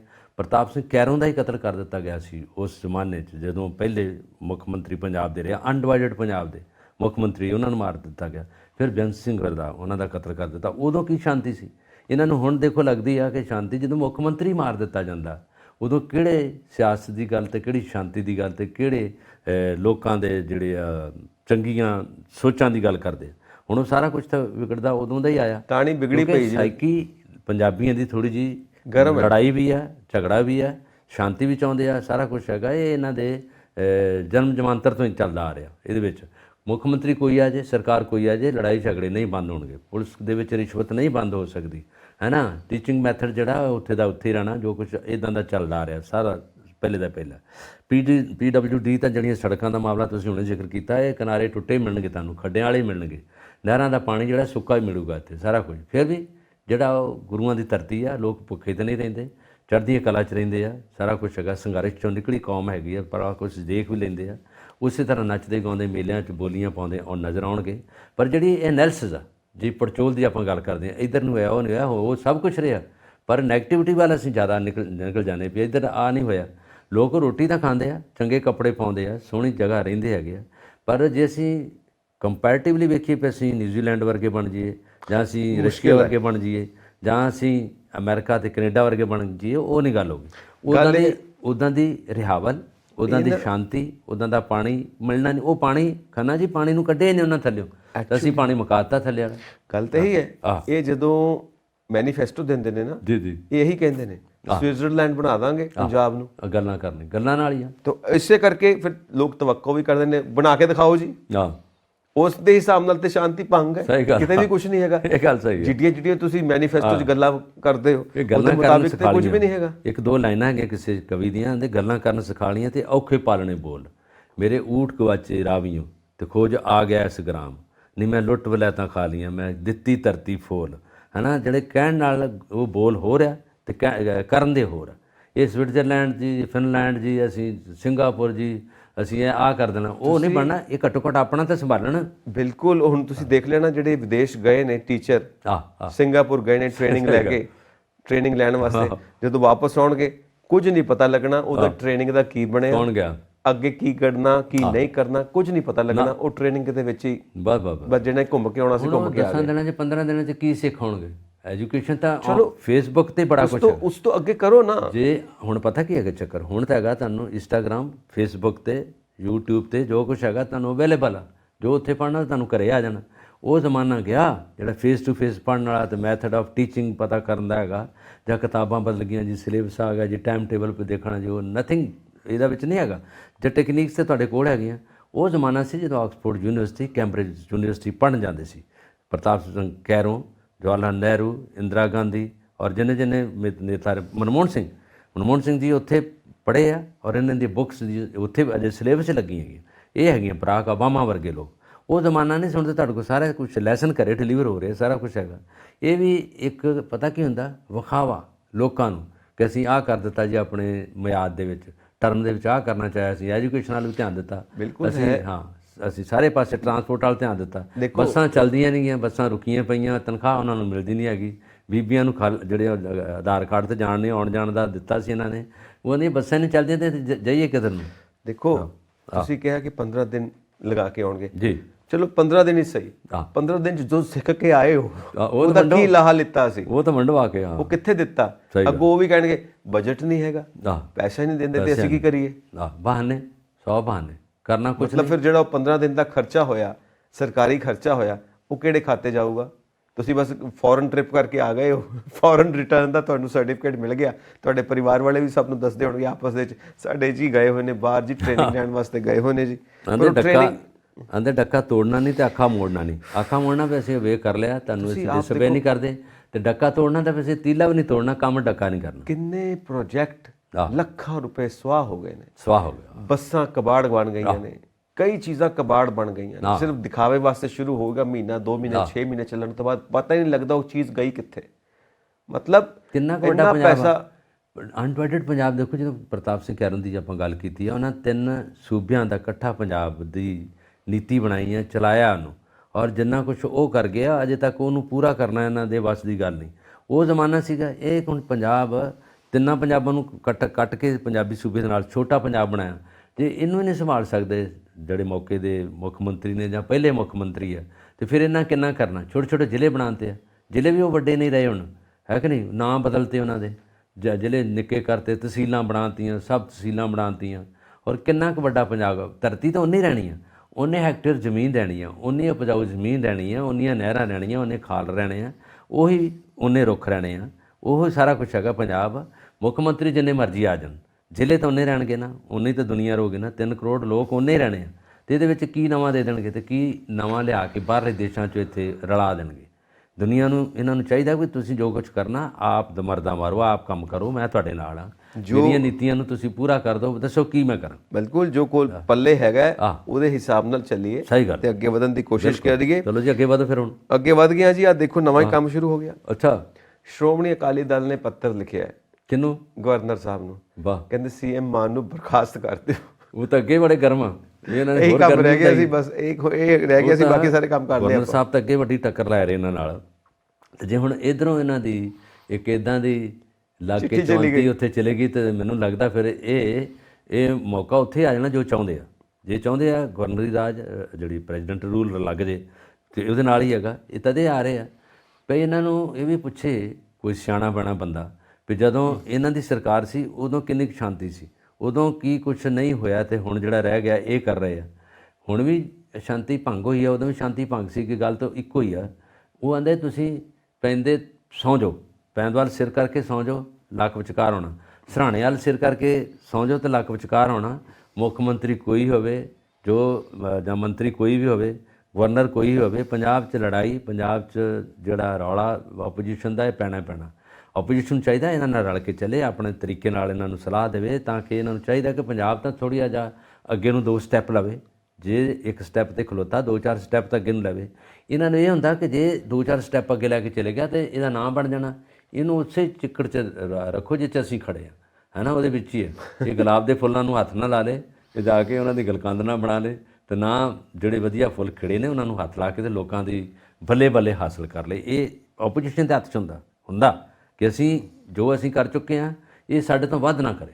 ਜੋ ਅਸੀਂ ਲੋਕਾਂ ਦੀਆਂ ਜਿਹੜੀਆਂ ਗੱਲਾਂ ਦੀ ਸਾਰ ਚੁੱਕੇ ਹਾਂ, ਸਾਨੂੰ 3-3 ਸੀਟਾਂ ਮਿਲੀਆਂ, ਅਸੀਂ ਨੁੱਕਰੇ ਜਾ ਕੇ ਲੱਗ ਗਏ, ਇਹ ਵੀ ਉੱਥੇ ਆਵੇ। ਇਹ ਚਾਹੁੰਦੇ ਇਹ ਆ ਕਿ 92 ਸੀਟਾਂ ਦਾ ਸੁਪਨਾ ਜਿਹੜਾ ਇਹਦਾ ਪੂਰਾ ਨਾ ਹੋਵੇ। ਜੋ ਕੁਛ ਨੂੰ ਮਿਲ ਗਿਆ ਕਿਸਮਤ ਵਾਲਾ ਹੈਗਾ ਕਿ ਇਹਨਾਂ ਕੁਛ ਮਿਲਣ ਨਾਲ ਸ਼ੋਹਰਤ ਮਿਲ ਗਈ ਹੈ। ਹੁਣ ਇਹ ਲੱਗਦੀ ਵਾਹ ਤੱਕ ਮਾੜਾ ਕੰਮ ਤਾਂ ਨਹੀਂ ਕੋਈ ਕਰੂਗਾ, ਤੇ ਨਾ ਮਾੜਾ ਕੰਮ ਹੋਣ ਦਊਗਾ। ਇਹ ਤਾਂ ਗੱਲ ਆਪਾਂ ਨੂੰ ਪਤਾ ਹੀ ਹੈ ਨਾ। ਐਕਚੁਅਲੀ ਜੇ ਇਹ ਸੌੜੇ ਹਿੱਤ ਆਪਣੇ ਪੋਲੀਟੀਕਲ, ਸਹੀ ਗੱਲ, ਇਹ ਛੱਡ ਕੇ ਹਾਂ ਜੇ ਤੁਸੀਂ ਸਭ ਦੇ ਬਾਰੇ ਸੋਚੋ, ਲੋਕਾਂ ਬਾਰੇ ਸੋਚੋ ਕਿ ਚੰਗਾ ਹੈ, ਭਲੇ ਦਾ ਕੰਮ ਕਰਦਾ ਪਿਆ, ਜੋ ਅਸੀਂ ਨਹੀਂ ਕਰ ਸਕੇ ਉਹ ਕਰਦਾ ਪਿਆ, ਬਹੁਤ ਵਧੀਆ, ਬਹੁਤ ਵਧੀਆ। ਜਿਹੜਾ ਸਾਡੇ ਕੋਲ ਨਹੀਂ ਰਹਿ ਗਿਆ ਇਹ ਪਾਵਰ 'ਚ ਆਇਆ, ਅਗਲੇ ਸਾਲਾਂ 'ਚ ਅਸੀਂ ਵੀ ਆ ਜਾਵਾਂਗੇ। ਅਸੀਂ ਚੁੱਪ ਤਾਂ ਰਹੀਏ ਘੱਟੋ ਘੱਟ, ਅਤੇ ਜੇ ਅਸੀਂ ਚੁੱਪ ਨਹੀਂ ਰਹਾਂਗੇ ਜਾਂ ਰੋਜ਼ ਦਿਹਾੜੀ ਅਸੀਂ ਆਪਣੇ ਐਲਾਨ ਦੇਵਾਂਗੇ ਅਤੇ ਗਵਰਨਰ ਸਾਹਿਬ ਨੂੰ ਮਿਲਾਂਗੇ। ਹੁਣ ਗਵਰਨਰ ਸਾਹਿਬ ਨੇ ਤਾਂ ਕੋਈ ਇਹਨਾਂ ਬਾਰੇ ਚੰਗੀ ਗੱਲ ਨਹੀਂ ਕਰਨੀ, ਉਹਨਾਂ ਨੇ ਕਹਿਣਾ ਠੀਕ ਹੈਗਾ, ਅਸੀਂ ਦੇਖ ਰਹੇ ਹਾਂ, ਅਸੀਂ ਗੱਲ ਕਰਾਂਗੇ ਸੈਂਟਰ ਨਾਲ, ਅਸੀਂ ਸੈਂਟਰ ਦੇ ਜਿਹੜੇ ਵੀ ਪ੍ਰੈਜ਼ੀਡੈਂਟ ਸਾਹਿਬ ਉਹਨਾਂ ਨਾਲ ਗੱਲ ਕਰਾਂਗੇ। ਪ੍ਰੈਜ਼ੀਡੈਂਟ ਮੁਰਮੂ ਜੀ ਵੈਸੇ ਦਰਬਾਰ ਸਾਹਿਬ ਨਤਮਸਤਕ ਹੋਣ ਲਈ ਆ ਰਹੇ ਕੱਲ੍ਹ ਨੂੰ। ਉਹਨਾਂ ਨੇ ਜਦੋਂ ਤੋਂ ਆਬਾਦੀ ਲਈ ਹੈ, ਜਦੋਂ ਤੋਂ ਉਹਨਾਂ ਨੇ ਟੇਕ ਓਵਰ ਕੀਤਾ, ਦਰਬਾਰ ਸਾਹਿਬ ਮੱਥਾ ਟੇਕਣ ਨਹੀਂ ਸੀ ਆਏ, ਹੁਣ ਆ ਰਹੇ ਆ, ਬਹੁਤ ਅੱਛੀ ਗੱਲ ਹੈ। ਸਾਰੇ ਜਿੰਨੇ ਵੱਡੇ ਨੇਤਾ ਨੇ, ਹੈ ਨਾ, ਰਾਸ਼ਟਰਪਤੀ ਤੋਂ ਵੱਡਾ ਤਾਂ ਇੰਡੀਆ 'ਚ ਕੋਈ ਨੇਤਾ ਨਹੀਂ ਹੋਊਗਾ, ਉਹ ਸਾਰੇ ਇੱਥੇ ਆਏ ਨਤਮਸਤਕ ਹੋਣ ਲਈ। ਔਰ ਜਿੰਨੇ ਵੀ ਆਏ, ਰਵਿੰਦਰਨਾਥ ਟੈਗੋਰ ਜੀ ਖੁਦ ਆਏ ਮੱਥਾ ਟੇਕਣ ਲਈ, ਔਰ ਜਸਟਨ ਟਰੂਡੋ ਮੱਥਾ ਟੇਕਣ ਲਈ ਆਏ ਆ। ਇੱਥੇ ਆ ਕੇ ਆਪਾਦੀ ਕੋਈ ਨਹੀਂ, ਆਮ ਸ਼ਰਧਾਲੂ ਦੇ ਤੌਰ 'ਤੇ ਆਉਂਦੇ ਆ, ਪ੍ਰਸ਼ਾਦਾ ਛਕਦੇ ਆ। ਟਰੂਡੋ ਸਾਹਿਬ ਨੇ ਤਾਂ ਇੱਥੇ ਰੋਟੀਆਂ ਵੇਲੀਆਂ, ਉਹਨਾਂ ਨੇ ਉਹਦੀ ਵਾਈਫ ਦੇ ਬੱਚੇ ਨਾਲ ਸੀਗੇ, ਕਿੰਨੀ ਅੱਛੀ ਗੱਲ ਹੈ, ਉਹਨਾਂ ਨੂੰ ਪਤਾ। ਔਰ ਬਰਾਕ ਓਬਾਮਾ ਜੀ ਨੇ ਤਾਂ ਵਾਈਟ ਹਾਊਸ 'ਚ ਗੁਰੂ ਗ੍ਰੰਥ ਸਾਹਿਬ ਦਾ ਪ੍ਰਕਾਸ਼ ਆਪ ਕਰਦੇ ਸੀ, ਇਸੇ ਤਰ੍ਹਾਂ ਇਹ ਸੀ। ਸੋ ਇਹ ਚੀਜ਼ਾਂ ਨੇ ਹੁਣ ਬਰਖਾਸਤ ਕਰਨਾ, ਤਾਂ ਕਿਸ ਬੇਸ ਤੇ ਬਰਖਾਸਤ ਕਰਨਾ ਪਤਾ ਨਹੀਂ ਹੁਣ ਕੀ ਸੁਣੀ ਗੱਲ ਆ। ਹਾਸੋ ਜਿਹੜੀ ਗੱਲ ਹੈ ਕਿ ਹੁਣ ਫਿਰ ਮੁੜ ਤੋਂ ਇਲੈਕਸ਼ਨਸ ਹੋਣ, ਮਤਲਬ ਤੁਹਾਨੂੰ ਇਹ ਲੱਗ ਰਿਹਾ ਕਿ ਜੇ ਮੁੜ ਤੋਂ ਇਲੈਕਸ਼ਨਸ ਹੋਣਗੇ ਤੁਹਾਨੂੰ ਮੌਕਾ ਮਿਲ ਸਕਦਾ ਪਾਵਰ 'ਚ ਆਉਣ ਦਾ? ਬਿਲਕੁਲ, ਇਹਨਾਂ ਨੇ ਪੈਸਾ ਖਰਚ ਹੋ ਗਏ, ਪੈਸਾ ਅੱਗੇ ਪੰਜਾਬ ਕੋਲ ਹੈ ਨਹੀਂਗਾ, ਸਾਰਾ ਕੁਝ ਨਹੀਂ, ਖਜ਼ਾਨਾ ਅੱਗੇ ਖਾਲੀ ਆ। ਆਹ ਤੁਹਾਡੀ ਗੱਲ ਸਹੀ ਆ, ਕੁਛ ਨਾ ਕੁਛ ਤਾਂ ਬਲੇਮ ਲਾਉਣ ਉੱਤੇ, ਕੁਛ ਨਾ ਕੁਛ ਤਾਂ ਦੋਸ਼ ਮੜਨ ਵੀ ਇਹ ਨਾ ਨਹੀਂ ਕੀਤਾ ਹੈ ਕਿ ਜਿੰਨਾ ਕੁਛ ਉਹ ਤਾਂ ਕਰ ਹੀ ਰਿਹਾ। ਕਿਸ ਬੇਸ ਜੇ ਕੋਈ ਗਲਤ ਕੀਤਾ ਉਹ ਗਲਤ ਵਾਲੀ ਲਿਸਟ ਤਾਂ ਬਣਾ ਲੈਣ ਵੀ ਆਹ ਗਲਤ ਕੰਮ। ਜੇ ਗਵਰਨਰ ਸਾਹਿਬ ਆ ਦੇਖੋ, ਉਹਨੂੰ ਇਹ ਕਹਿੰਦੇ ਨੇ ਵੀ ਤੁਹਾਡੇ ਨਾਲ ਲੜਦਾ ਬਹੁਤ ਹੈਗਾ, ਤੁਹਾਡੇ ਨਾਲ ਬੋਲਦਾ ਚੱਜ ਨਾਲ ਨਹੀਂ ਹੈਗਾ, ਤੇ ਇਹਨੂੰ ਬਰਖਾਸਤ ਕਰ ਦਿਓ, ਇਹਨੂੰ ਇੱਥੋਂ ਡਿਸਕਾਰਡ ਕਰ ਦਿਓ, ਕੱਢ ਦਿਓ ਬਾਹਰ। ਪਤਾ ਨਹੀਂ ਕਿਸ ਬੇਸ ਦੇ ਉੱਤੇ ਚਿੱਠੀ ਲਿਖਦੇ ਪਏ ਨੇ ਕਿ ਤੁਸੀਂ ਪੰਜਾਬ ਨੂੰ ਬਣਾਉਣ ਵਾਲੇ ਜਾਓ, ਸਰਕਾਰ ਡੇਗੋਗੇ, ਉਸ ਤੋਂ ਬਾਅਦ ਕੀ ਹੋਏਗਾ? ਵੈਸੇ ਬਾਹਰਲੇ ਦੇਸ਼ਾਂ 'ਚ ਇੰਨਾ ਨਹੀਂ ਹੁੰਦੇ ਜਿੱਥੋਂ ਤੱਕ ਇਹ ਪਹੁੰਚਦੇ, ਬਹੁਤ ਮਿਆਰ ਥੱਲੇ ਜਾ ਚੁੱਕਾ ਹੈ। ਇਹ ਇੰਡੀਵਿਜੂਅਲ ਫਾਈਟਿੰਗ ਆ, ਇਹ ਨਾ ਕਿ ਕੁਰਸੀ ਦੀ ਨਹੀਂ, ਇਹ ਸਿੱਧੀ ਤੇ ਸਿੱਧੀ ਲੜਾਈ ਆ, ਉਹੀ ਹੰਕਾਰ ਦਾ ਟਕਰਾਅ ਹੈ। ਇਹ ਕਹਿੰਦੇ ਵੀ ਅਸੀਂ ਜੰਮੇ ਜਿਹੜੇ ਵੱਡੀਆਂ ਕੁਰਸੀਆਂ ਦੀ ਹੈ, ਇਹ ਜਿਹੜੇ ਬੋਲ ਰਹੇ ਆ ਨਾ, ਇਹ ਕਹਿੰਦੇ ਸਾਡਾ ਜਨਮ ਹੀ ਇਸੇ ਕਰਕੇ ਹੋਇਆ ਕਿ ਅਸੀਂ ਹੋਲਡ ਹੀ ਵੱਡੀ ਕੁਰਸੀ ਕਰਾਂਗੇ, ਪੰਜਾਬ ਦੇ ਮੁੱਖ ਮੰਤਰੀ ਬਣਨਾ ਸਾਨੂੰ ਪਿੱਛੋਂ ਹੀ ਕਿਹਾ ਵਾ, ਸਾਨੂੰ ਪਿੱਛੋਂ ਜਦੋਂ ਅਸੀਂ ਆਏ ਹਾਂ ਰੱਬੋਂ ਹੁਕਮ ਹੋਇਆ, ਇਹ ਉੱਥੋਂ ਅੱਲਾਹ ਪਾਕ ਤੋਂ ਹੁਕਮ ਆਇਆ, ਅਸੀਂ ਇੱਥੋਂ ਨਹੀਂ ਲਿਆ ਇਹਨਾਂ ਲੋਕਾਂ ਦਾ। ਸੰਵਿਧਾਨ ਵੀ ਭੁੱਲ ਜਾਂਦੇ ਆ, ਲੋਕਾਂ ਦੀ ਵੋਟਾਂ ਵੀ ਭੁੱਲ ਜਾਂਦੇ, ਲੋਕਾਂ ਨੂੰ ਵੀ ਭੁੱਲ ਜਾਂਦੇ ਆ, ਤੇ ਹੁਣ ਇਹ ਕਹਿੰਦੇ ਵੀ ਸਾਡੀ ਤਾਂ ਕੁਰਸੀ ਇਹ ਹੈ, ਅਸੀਂ ਤਾਂ ਬਹਿਣਾ ਇੱਥੇ, ਦੂਜਾ ਕੌਣ ਬਹਿ ਸਕਦਾ? ਮਤਲਬ ਅਸੀਂ ਰੱਬੋਂ ਹੁਕਮ ਲੈ ਕੇ ਆਏ ਹਾਂ ਕਿ ਅਸੀਂ ਵੱਡੀ ਕੁਰਸੀ ਤੇ ਬਹਿਣਾ ਹੈ, ਤੇ ਬਾਕੀ ਗਿਣਤੀ ਪੂਰੀ ਕਰਨ ਵਾਸਤੇ ਆਏ ਨੇ। ਬਸ ਉਹ ਗਿਣਤੀ ਕਰਨਗੇ ਤੇ ਗਿਣਨਾ ਵੋਟਾਂ ਉਹਨਾਂ ਨੇ, ਵੋਟਾਂ ਸਾਨੂੰ ਪੈਣੀਆਂ, ਅਸੀਂ ਜੋ ਕੁਝ ਚਾਹੁੰਦੇ ਉਹੀ ਕਰਨਾ। ਇਹ ਇਹਨਾਂ ਦੀ ਸੋਚ ਹੈ। ਮਤਲਬ ਸੋਚ ਤੇ ਕਈ ਵਾਰ ਮਤਲਬ ਸੋਚਣਾ ਪੈ ਜਾਂਦਾ ਕਿ ਇਹ ਕਿੱਦਾਂ ਦੀ ਸੋਚ ਹੈ। ਬਸ ਇਹ ਬਿਲਕੁਲ। ਚਲੋ ਆਪਾਂ ਅੱਗੇ ਚੱਲੀਏ। ਇਹਨੂੰ ਕਹਿੰਦੇ ਬੁਰੇ ਦੇ ਘਰ ਤੱਕ ਜਾਂਦੇ ਆ, ਜਿਹੜਾ ਬੁਰਾ ਬੰਦਾ ਉਹਦੇ ਪਤਾ ਨਹੀਂ ਕਿੱਥੇ ਤੱਕ ਤੁਰੇ ਜਾਂਦੇ ਨੇ। ਹਾਂ। ਸੋ ਪਾਰਲੇ ਗਰੁੱਪ ਦਾ ਡਾਇਰੈਕਟਰ, ਜੀ ਉਹਨਾਂ ਨੂੰ ਡਾਇਰੈਕਟਰ ਸਾਹਿਬ ਨੂੰ 60 ਕਰੋੜ ਚਿੱਟ ਫੰਡ ਕੰਪਨੀ ਦੇ ਜਿਹੜੇ ਘੁਟਾਲੇ ਹੁੰਦੇ ਨੇ ਉਹਦੇ ਵਿੱਚ ਗ੍ਰਿਫਤਾਰ ਕੀਤਾ ਗਿਆ। ਹੁਣੇ ਪਾਰਲੇ ਗਰੁੱਪ ਦੇ ਉੱਤੇ ਵੀ ਸਾੜ ਸਤੀ ਸ਼ੁਰੂ ਹੋ ਗਈ ਹੈ। ਵਾਕਈ ਮੇਰਾ ਖਿਆਲ ਹੈ ਵੀ ਕੋਈ ਵਿਰਲਾ ਹੀ ਇੱਥੇ ਜੰਮਿਆ ਜਿਹੜਾ ਬਚ ਇਹੋ ਜਿਹੇ ਰਿਸ਼ਵਤਖੋਰੀ ਤੋਂ, ਜਿਹੜੇ ਫੰਡ ਇਕੱਠੇ ਕਰਨ ਤੋਂ, ਜਾਂ ਜਿਹੜਾ ਕਲੈਕਸ਼ਨ ਜਿਹੜੀ ਗਲਤ ਤਰੀਕੇ ਨਾਲ ਕਰਨ ਦੀ। ਉਹ ਹੁਣ ਇਹਨਾਂ 'ਤੇ ਇਹ ਲੱਗਿਆ ਕਿ ਚਿੱਟ ਫੰਡ ਇਹਨਾਂ ਕੋਈ ਹੈਗੇ ਸੀ, ਇਹਨਾਂ ਨੇ ਕਿਹਾ ਸੀ ਕਿ ਸਾਡੇ ਕੋਲ ਪੈਸਾ ਜਮ੍ਹਾਂ ਕਰਾਓ, ਅਸੀਂ ਤੁਹਾਡੇ ਪੈਸੇ ਦੁੱਗਣੇ ਤਿੱਗਣੇ ਚੁੱਗਣੇ ਕਰ ਦਾਂਗੇ। ਉਹ ਪੈਸਾ ਇਹਨਾਂ ਨੇ ਬਹੁਤ ਇਕੱਠਾ ਕੀਤਾ, ਲੋਕ ਲਾਲਚ ਨਾਲ ਚਿੱਟ ਫੰਡ ਇਕੱਠੇ ਕਰਕੇ ਇਹਨਾਂ ਦੇ ਜਿਹੜੇ ਅਕਾਊਂਟ 'ਚ ਆ ਗਏ ਪੈਸੇ, ਇਹਨਾਂ ਦੇ ਟ੍ਰਾਂਸਫਰ ਕਰਤੇ। ਔਰ ਮਿਸਟਰ ਗਿੱਲ ਨੇ ਜਿਹਨਾਂ ਨੂੰ ਹੁਣੇ ਇਹਨਾਂ ਨੇ ਗ੍ਰਿਫਤਾਰ ਕਰ ਲਿਆ। ਪ੍ਰਾਪਰਟੀ ਉਹਨਾਂ ਦੀ ਕਰੋੜਾਂ ਅਰਬਾਂ 'ਚ ਆ, ਜਿਹੜੀ ਲੁਧਿਆਣੇ ਦੇ ਅਰਾਊਂਡ 'ਚ ਵੀ ਹੈਗੀ ਆ, ਬਾਹਰਲੇ ਦੇਸ਼ਾਂ 'ਚ ਵੀ ਹੈ, ਦੁਬਈ ਤੱਕ ਇਹਨਾਂ ਦੇ ਰੈਸਟੋਰੈਂਟ ਆ। ਔਰ ਹੁਣ ਇਹਨਾਂ ਕੋਲ ਜੇ 60 ਕਰੋੜ ਦਾ ਮਾਮਲਾ ਜਿਹੜਾ ਲੱਭ ਲਿਆ ਇਹਨਾਂ ਨੇ ਸਿੰਗਲ ਫੇਜ਼ 'ਚ। ਅੱਗੇ ਬਾਕੀ ਫੇਜ਼ ਟੂ ਫੇਜ਼ ਜਦੋਂ ਆਉਣਾ ਵਾ, ਇੱਕ ਇਹਨਾਂ ਨੇ ਕਰਕੇ ਉਹਦੇ 'ਤੇ ਇਹਨਾਂ ਨੇ ਪਤਾ ਕਰ ਲਿਆ ਕਿ ਇਹਨਾਂ ਨੇ ਕੀ ਗਲਤ ਕੰਮ ਕੀਤਾ, ਚਿੱਟ ਫੰਡ ਕਿੱਥੇ ਲਏ ਆ। ਲੋਕਾਂ ਦੀਆਂ ਸ਼ਿਕਾਇਤਾਂ ਖੰਨਾ ਜੀ ਹੈ ਜਿਹੜਾ ਇਹਨਾਂ ਨੂੰ ਫੜਿਆ ਗਿਆ, ਲੋਕਾਂ ਦੀ ਕੰਪਲੇਂਟ 'ਤੇ ਫੜਿਆ। ਔਰ ਵੇਖੋ ਲੁਧਿਆਣਾ ਕਿੰਨੀ ਕੁ ਦੂਰ ਆ ਜਲੰਧਰ ਤੋਂ, ਤਾਂ ਜਲੰਧਰ ਤੋਂ ਬਾਕੀ ਸ਼ਹਿਰ ਕਿੰਨੀ ਦੂਰ ਆ, ਨਵਾਂ ਸ਼ਹਿਰ ਵੀ ਰਿਹਾ ਇਹਨਾਂ ਦਾ। ਔਰ ਇਹਦੇ 'ਚ ਇਹਨਾਂ ਨੇ ਜ਼ਿਆਦਾ NRI ਲੁੱਟੇ ਆ। ਸਾਡੇ NRI ਵੀਰ ਇਸ ਗੱਲ ਨੂੰ ਸੁਣਨਗੇ ਔਰ ਇਸ ਗੱਲ ਦਾ ਉਹਨਾਂ ਨੂੰ ਪਤਾ ਹੋਊਗਾ। NRI ਜਿਹੜੇ ਹੈਗੇ ਸੀ ਉਹਨਾਂ ਦੇ ਡਾਲਰ, ਉਹਨਾਂ ਦੇ ਪਾਉਂਡ, ਯੂਰੋ, ਇਹ ਸਾਰੇ ਉਹਨਾਂ ਦੀ ਝੋਲੀ 'ਚ ਪੈ ਗਏ। ਔਰ ਉਹ ਤੋਂ ਲੋਕ ਤੰਗ ਹੋ ਕੇ ਪੁਲਿਸ ਨੂੰ ਸ਼ਿਕਾਇਤਾਂ ਕੀਤੀਆਂ, ਵਿਜੀਲੈਂਸ ਵੀ ਉਹ 'ਚ ਆਈ, CID ਉਹਦੇ 'ਚ ਆਈ ਆ, ਜਿੰਨੀਆਂ ਵੀ ਏਜੰਸੀਆਂ ਸੀ, ਜਾਂਚ ਏਜੰਸੀਆਂ, ਉਹਨਾਂ ਨੇ ਆ ਕੇ ਪੜਤਾਲ ਕੀਤੀ। ED ਤੱਕ ਵੀ ਮਾਮਲਾ ਗਿਆ। ED ਦੀ ਜਿਹੜੀ ਪੜਚੋਲ ਨੇ ਬਹੁਤ ਕੁਝ ਲੱਭਿਆ ਇਹਦੇ 'ਚੋਂ। ਔਰ ਖਾਸ ਪੰਜਾਬ ਵਿੱਚ, ਬਾਹਰਲੇ ਸੂਬਿਆਂ 'ਚ ਵੀ ਆਏ। ਔਰ ਇਹਦੇ ਵਿੱਚ ਤਾਂ ਅੱਜ ਉਹਨਾਂ ਨੂੰ ਗ੍ਰਿਫਤਾਰ ਕਰ ਲਿਆ। ਹੁਣ ਉਹਨਾਂ ਦੀ ਪ੍ਰਾਪਰਟੀ ਵੀ ਜ਼ਬਤ ਕਰਨਗੇ, ਜਿਹੜੀ ਜਾਇਦਾਦ ਉੱਥੇ ਇਹਨਾਂ ਦੀ ਹੈਗੀ, ਜਿਹੜੀ ਇਹਨਾਂ ਨੇ ਬੇਨਾਮੀ ਬਣਾਈ, ਉਹਨਾਂ ਨੇ ਦੂਜਿਆਂ ਆਪਣੇ ਰਿਸ਼ਤੇਦਾਰਾਂ ਦੇ ਨਾਂ 'ਤੇ ਵੀ ਬਣਾਈ ਕਿਤੇ 15 ਕਿੱਲੇ, ਕਿਤੇ 14 ਕਿੱਲੇ, ਕਿਤੇ 15 ਰੈਸਟੋਰੈਂਟ ਆ, ਕਿਤੇ 2 ਰੈਸਟੋਰੈਂਟ ਆ, ਕਿਤੇ ਕੀ ਉੱਥੇ ਵੱਡੇ ਫਾਰਮ ਆ, ਐਗਰੀਕਲਚਰ ਫਾਰਮ ਬਣਾਏ ਆ, ਫਾਰਮ ਹਾਊਸ ਬਣਾਏ ਆ। ਉਹ ਸਾਰਾ ਕੁਛ ਇਹਨਾਂ ਦਾ ਇਸ ਵੇਲੇ ਸਰਕਾਰ ਦੇ ਆ ਗਿਆ ਕੰਟਰੋਲ 'ਚ। ਮੇਰਾ ਖਿਆਲ ਹੈ ਸਾਡੀ ਜਿਹੜੀ ਮੌਜੂਦਾ ਸਰਕਾਰ ਹੈ, ਇਹਨਾਂ ਨੂੰ ਹੁਣ ਬਾਕੀ ਬਾਹਰੋਂ ਪੈਸੇ ਮੰਗਣ ਦੀ ਲੋੜ ਨਹੀਂ। ਇਹਨਾਂ ਨੂੰ ਪ੍ਰਾਪਰਟੀ ਆ, ਪੈਸਾ ਇਹਨਾਂ ਦੇ ਹੱਥ 'ਚ ਆ ਜਾਣਾ ਸਾਰਾ ਕੁਛ। ਕੇਂਦਰ ਸਰਕਾਰ ਨੇ ਤਾਂ ਇਹਦੇ ਪਿਛਾਂ ਹੱਥ ਖਿੱਚ ਲਿਆ। ਇਹਨਾਂ ਨੂੰ ਪਤਾ ਇਹਨਾਂ ਦੇ ਤਾਂ ਆਪਸੀ ਪੈਸਾ ਬਹੁਤ ਇਹਨਾਂ ਕੋਲ। ਇਹਨਾਂ ਦੇ ਵਿੱਚ ਚਿੱਟ ਫੰਡ ਵੀ ਇਹਨਾਂ 'ਚ, ਬਾਕੀ ਕਈ ਬੈਂਕਾਂ ਨੇ ਇੱਦਾਂ ਦੀਆਂ ਸੋ ਕਾਲ ਬੜਾ ਕੁਛ ਹੈਗਾ। ਇਹਨਾਂ ਨੂੰ ਆਪਣੇ ਪੈਸੇ ਨਾਲ, ਕਿਉਂਕਿ ਸੂਬਾ ਤਾਂ ਖੁਸ਼ਹਾਲ ਹੀ ਆ, ਪੈਸਾ ਤਾਂ ਇਹਨਾਂ ਕੋਲ ਹੈਗਾ ਹੀ ਆ। ਔਰ ਕੁਝ ਪੈਸਾ ਕਿਹਨਾਂ ਕੋਲ ਹੈਗਾ, ਹੈਂਡਫੁਲ ਪੀਪਲ, ਜਿਹੜੇ ਮੁੱਠੀਬੰਦ ਲੋਕ ਥੋੜ੍ਹੇ ਬਹੁਤ ਹੈਗੇ। ਬਹੁਤੇ ਲੋਕ ਤਾਂ ਗਰੀਬ ਹੀ ਹੈਗੇ, ਪਰ ਫਿਰ ਵੀ ਪੰਜਾਬ ਬਾਹਰਲੇ ਸੂਬਿਆਂ ਨਾਲੋਂ ਬਹੁਤ ਅੱਗੇ ਨਿਕਲ ਚੁੱਕਿਆ। ਔਰ ਇਹਨਾਂ ਦਾ ਪੈਸਾ ਹੀ ਇਹਨਾਂ ਦੀ ਜਾਂ ਦੇ ਬਹੁਤਾ ਪੈਸਾ ਲੜਾਈ ਕਰਾਉਂਦਾ ਤੇ ਜਾਂ ਬਹੁਤ ਭੁੱਖਮਰੀ ਲੜਾਈ ਕਰਾਉਂਦੀ ਹੈ। ਪੰਜਾਬ ਦੇ ਵਿੱਚ ਪੈਸਾ ਜ਼ਿਆਦਾ ਲੜਾਈ ਕਰਾ ਰਿਹਾ। ਇਹਦੇ ਵਿੱਚ ਜ਼ਿਆਦਾ ਜ਼ਮੀਨ, ਉਪਜਾਊ ਜ਼ਮੀਨ, ਪੈਸਾ ਵੀ ਬਹੁਤ ਹੈਗਾ, ਖਾਂਦੇ ਵੀ ਚੰਗਾ ਔਰ ਪੀਂਦੇ ਵੀ ਚੰਗਾ ਔਰ ਹੰਡਾਉਂਦੇ ਵੀ ਚੰਗਾ। ਇਹਨਾਂ ਦੀ ਫਿਤਰਤ ਆ, ਇਹਨਾਂ ਦਾ ਸੁਭਾਅ ਆ। ਵੈਸੇ ਇੱਕ ਗੱਲ ਬਹੁਤ ਵਧੀਆ ਕਹੀ ਹੈ, ਖਾਂਦੇ ਵੀ ਚੰਗਾ ਦੇ ਨਾਲ ਪੀਂਦੇ ਵੀ ਚੰਗਾ। ਪੀਂਦੇ ਵੀ ਚੰਗਾ, ਪੀਂਦੇ ਤਾਂ ਬਹੁਤ। ਜੂਸ ਨਹੀਂ ਪੀਂਦੇ, ਜੂਸ ਨਹੀਂ ਪੀਂਦੇ ਗੰਨੇ ਦੇ ਰਸ ਚੋਂ ਜਿਹੜੀ ਬਣੀ। ਉਹ ਸਾਡੇ ਦਰਸ਼ਕ ਸਮਝ ਗਏ ਨੇ ਤੁਸੀਂ ਕਿੱਧਰ ਇਸ਼ਾਰਾ ਕਰਦੇ ਹੋ। ਮੈਂ ਕਿਹਾ ਆਪਾਂ ਸਿੱਧਾ ਦੱਸ ਦਿੰਦੇ ਹਾਂ। ਚਲੋ ਅੱਗੇ ਆਪਾਂ ਤੁਰੀਏ ਜੀ। ਮੂਸੇਵਾਲਾ, ਉਹਨਾਂ ਦੇ ਮਾਤਾ ਪਿਤਾ ਤੇ ਵਿਰੋਧੀ ਪਾਰਟੀਆਂ ਨੇ ਕਤਲकांड ਸੰਬੰਧੀ ਨਾ ਵਿਧਾਨ ਸਭਾ ਦੇ ਸਾਹਮਣੇ ਧਰਨਾ ਲਾ ਦਿੱਤਾ, ਕਿਉਂਕਿ ਕਾਫੀ ਦੇਰ ਹੋ ਗਈ ਹੈ, ਕੁਝ ਪਤਾ ਨਹੀਂ ਲੱਗਦਾ ਪਿਆ, ਕੋਈ ਇਨਸਾਫ ਦੀ ਗੱਲ ਨਹੀਂ ਹੋ ਰਹੀ। ਸੋ ਹੁਣ ਫਾਈਨਲੀ ਉਹਨਾਂ ਨੇ ਧਰਨਾ ਲਾ ਦਿੱਤਾ। ਹਾਂ, ਆਪਾਂ ਪਿਛਲੇ ਪ੍ਰੋਗਰਾਮ 'ਚ ਸ਼ਾਇਦ ਗੱਲ ਕੀਤੀ ਥੋੜ੍ਹੀ ਜਿਹੀ ਕਿ ਉਹਨਾਂ ਦੇ ਫਾਦਰ ਬਲਕੌਰ ਸਿੰਘ ਜਿਹੜੇ ਨੇ, ਉਹਨਾਂ ਨੇ ਬੜੀ ਸੰਘਰਸ਼ 'ਚੋਂ ਨਿਕਲ ਕੇ, ਬੜੀ ਤਰਾਸਦੀ 'ਚੋਂ ਔਰ ਬੜੇ ਜਿਹੜਾ ਉਹਨਾਂ ਦੇ ਬੇਟੇ ਦਾ ਬੇਰਹਿਮੀ ਨਾਲ ਕਤਲ ਹੋਇਆ ਔਰ ਉਹ ਨਾ ਸਹਾਰਨਯੋਗ ਸੀ ਸਾਰੇ ਲੋਕਾਂ ਲਈ, ਸਾਰੇ ਪਰਿਵਾਰਾਂ ਲਈ ਔਰ ਸਾਰੀ ਦੁਨੀਆ ਲਈ। ਨਾ ਕੇਵਲ ਪੰਜਾਬ 'ਚ, ਪੂਰੇ ਵਿਸ਼ਵ ਵਿੱਚ ਇਸ ਕਤਲकांड ਦਾ, ਇਸ ਬੇਰਹਿਮੀ ਮੌਤ ਦਾ ਲੋਕਾਂ ਨੇ ਦੁੱਖ ਵੰਡਾਇਆ। ਪਾਕਿਸਤਾਨ ਦੇ ਲੋਕ ਜਿਹੜੇ ਆ, ਉਹਨਾਂ ਦੇ ਅਜੇ ਵੀ ਮੈਸੇਜ ਆ ਰਹੇ ਆ, ਉੱਥੋਂ ਦੇ ਗਾਇਕ, ਉੱਥੋਂ ਦੇ ਲੋਕ ਔਰ ਬੰਗਲਾਦੇਸ਼, ਨੇਪਾਲ ਔਰ ਅਮਰੀਕਾ ਔਰ ਆਸਟ੍ਰੇਲੀਆ 'ਚ ਤਾਂ ਬਹੁਤ ਲੋਕਾਂ ਦੇ ਗਰੁੱਪ ਬਣਾਏ, ਯੂਥ ਜਿਹੜੇ ਗਰੁੱਪ ਮੁੰਡੇ ਆ, ਉਹਨਾਂ ਨੇ ਆਪਣੇ ਕਲੱਬ ਬਣਾ ਕੇ ਔਰ ਇਹਦੇ ਉੱਤੇ ਉਹਨਾਂ ਨੇ ਬਹੁਤ ਕੁਛ ਕੀਤਾ, ਕੰਮ ਵੀ ਕੀਤਾ ਔਰ ਪੈਸਾ ਵੀ ਇਕੱਠਾ ਕੀਤਾ। ਔਰ ਉਹਨਾਂ ਨੇ ਕਿਹਾ ਵੀ ਸੀਗਾ ਕਿ ਉਹਨਾਂ ਦੇ ਅਸੀਂ ਪਿੰਡ ਜਾਵਾਂਗੇ। ਔਰ ਇਹ ਮੂਸੇਵਾਲਾ ਪਿੰਡ ਇਹਨਾਂ ਦਾ, ਤਦੇ ਇਹਨਾਂ ਆਪਣੇ ਪਿੰਡ ਦੇ ਨਾਂ 'ਤੇ ਸਿੱਧੂ ਮੂਸੇਵਾਲਾ ਰੱਖਿਆ ਸੀ। ਔਰ ਇਹਦੇ ਫਾਦਰ ਨੇ ਹੁਣ ਵਿਧਾਨ ਸਭਾ ਦੇ ਸਾਹਮਣੇ ਧਰਨਾ ਲਾਤਾ ਔਰ ਉਹਦੇ ਵਿੱਚ ਇਹਨਾਂ ਨੇ ਰੋਸ ਪ੍ਰਗਟਾਇਆ ਕਿ ਵੇਖੋ 1 ਸਾਲ ਹੋ ਗਿਆ, 1 ਸਾਲ ਦੇ ਵਿੱਚ ਉਹਨਾਂ ਦੀ ਬਰਸੀ ਵੀ ਮਨਾਈ ਜਾ ਰਹੀ ਹੈ, ਪਰ ਇਹਦੇ ਵਿੱਚ ਕੁਛ ਨਹੀਂ ਸਾਡੇ ਪੱਲੇ ਪਿਆ। ਕੋਈ ਬੰਦਾ ਫੜਿਆ ਨਹੀਂ ਗਿਆ, ਦੱਸਿਆ ਨਹੀਂ ਗਿਆ ਵੀ ਆਹ ਦੇ ਕਾਤਲ ਹੈਗਾ। ਔਰ ਚਿੱਟੇ ਦਿਨ ਕਤਲ ਹੋਇਆ ਤੇ ਉਹਦੇ ਵਿੱਚ ਕੋਈ ਗੁੱਥੀ ਸੁਲਝੀ ਨਹੀਂ। ਔਰ ਉਹਨਾਂ ਨੇ ਕਿਹਾ ਨਾ ਤਾਂ ਕਾਂਗਰਸ ਨੇ ਸਾਡਾ ਪੱਲਾ ਫੜਿਆ, ਨਾ ਸਰਕਾਰ ਨੇ। ਔਰ ਉਹਦੇ ਵਿੱਚ ਆਪੋਜੀਸ਼ਨ ਇਹਨਾਂ ਦੇ ਨਾਲ ਜਿਹੜੇ ਪ੍ਰਤਾਪ ਸਿੰਘ ਬਾਜਵਾ ਤੇ ਰਾਜਾ ਵੜਿੰਗ ਤੇ ਦੂਸਰੇ ਹੋਰ ਨੇਤਾ ਨੇ, ਉਹ ਵੀ ਇਹਨਾਂ ਨਾਲ ਬੈਠੇ, ਉਹਨਾਂ ਨਾਲ ਵੀ, ਕਿਉਂਕਿ ਬੇਸਿਕਲੀ ਸਿੱਧੂ ਮੂਸੇਵਾਲਾ ਕਾਂਗਰਸੀ ਸੀ ਜੀ। ਔਰ ਉਹਨਾਂ ਨੇ ਰੋਸ ਇਹ ਪ੍ਰਗਟਾਇਆ ਕਿ ਜਦੋਂ ਇਹਨਾਂ ਦੀ ਸਿਕਿਉਰਿਟੀ ਵਿਡਰਾ ਕੀਤੀ ਹੈ, ਇਹਨਾਂ ਨੇ ਫੇਸਬੁੱਕ ਤੇ ਪਾਤੀ ਹੈ ਔਰ ਪ੍ਰਿੰਟ ਮੀਡੀਆ ਨੂੰ ਦੇ ਦਿੱਤਾ ਵੀ ਆਪ ਸਾਰਿਆਂ ਦੀ ਸਿਕਿਉਰਿਟੀ ਵਾਪਸ ਲੈ ਲਈ ਹੈ।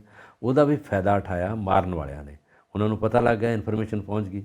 ਉਹਨਾਂ ਨੇ ਕਿਹਾ ਵੀ ਇਹ ਵੀ ਵੱਡਾ ਨੁਕਸਾਨ ਕੀਤਾ, ਇਹ ਨਹੀਂ ਸੀ ਚਾਹੀਦਾ ਇਸ ਸਰਕਾਰ ਨੂੰ। ਜਦੋਂ ਜੇ ਸਿਕਿਉਰਿਟੀ ਵਿਡਰਾ ਕੀਤੀ ਹੈ ਤਾਂ ਉਹਨੂੰ ਇਨਕਸ਼ਾਫ ਨਹੀਂ ਸੀ ਕਰਨਾ ਚਾਹੀਦਾ, ਉਹਨੂੰ ਐਲਾਨਨਾਮੇ 'ਚ ਨਹੀਂ ਸੀ ਲਿਆਉਣਾ ਚਾਹੀਦਾ। ਇਹ ਵੀ ਉਹਦਾ ਨੁਕਸਾਨ ਹੋਇਆ।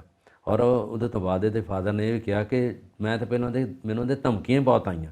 ਇੱਕ ਰਾਜਸਥਾਨ ਤੋਂ ਮੁੰਡਾ ਵਾ, ਨਾਬਾਲਗ ਹੀ ਆ, ਉਹਨੇ ਵੀ ਇੱਕ ਧਮਕੀ ਦਿੱਤੀ ਆ ਉਹਨੂੰ, ਜਿਹੜੀ ਸੁਧਾਰ ਜੇਲ੍ਹ ਹੈਗੀ ਉਹਦੇ 'ਚ ਲੈ ਦਿੰਦਾ ਵਾ, ਜਿਹੜੀ ਛੋਟੇ ਬੱਚਿਆਂ ਦੀ ਹੁੰਦੀ ਹੈ, ਉਹਦੇ ਵਿੱਚ ਉਹਨੂੰ ਅਰੈਸਟ ਕਰ ਲਿਆ। ਹੋਰ ਵੀ ਉਹਨੂੰ ਧਮਕੀਆਂ ਬਹੁਤ ਆਈਆਂ ਉਹਨਾਂ ਦੇ ਫਾਦਰ ਨੂੰ। ਔਰ ਦੇਖੋ ਉਹਦੇ ਬੇਟਾ ਤਾਂ ਇਸ ਦੁਨੀਆ 'ਚ ਨਹੀਂ ਰਿਹਾ, ਉਹਨਾਂ ਲਈ ਜੀਣਾ ਵੀ ਮੁਹਾਲ ਹੋ ਗਿਆ। ਉਹਨਾਂ ਦੇ ਵੀ ਧਮਕੀਆਂ ਆ ਰਹੀਆਂ, ਗਾਇਕਾਂ ਦੀਆਂ ਆ ਰਹੀਆਂ, ਬਾਕੀ ਜਿਹੜੇ ਗਰੁੱਪ ਬਣੇ ਉਹਨਾਂ ਦੀਆਂ ਆ ਰਹੀਆਂ। ਔਰ ਉਹ ਇਹ ਗਲਤ ਜਿਹੜੀ ਗੱਲ ਹੈਗੀ ਆ ਕਿ ਚੀਜ਼ ਨੂੰ ਸੁਲਝਾਉਣ ਲਈ, ਮਸਲੇ ਨੂੰ ਸੁਲਝਾਉਣ ਦੀ ਜਗ੍ਹਾ ਉਲਝਾ ਰਹੇ ਆ ਹੋਰ।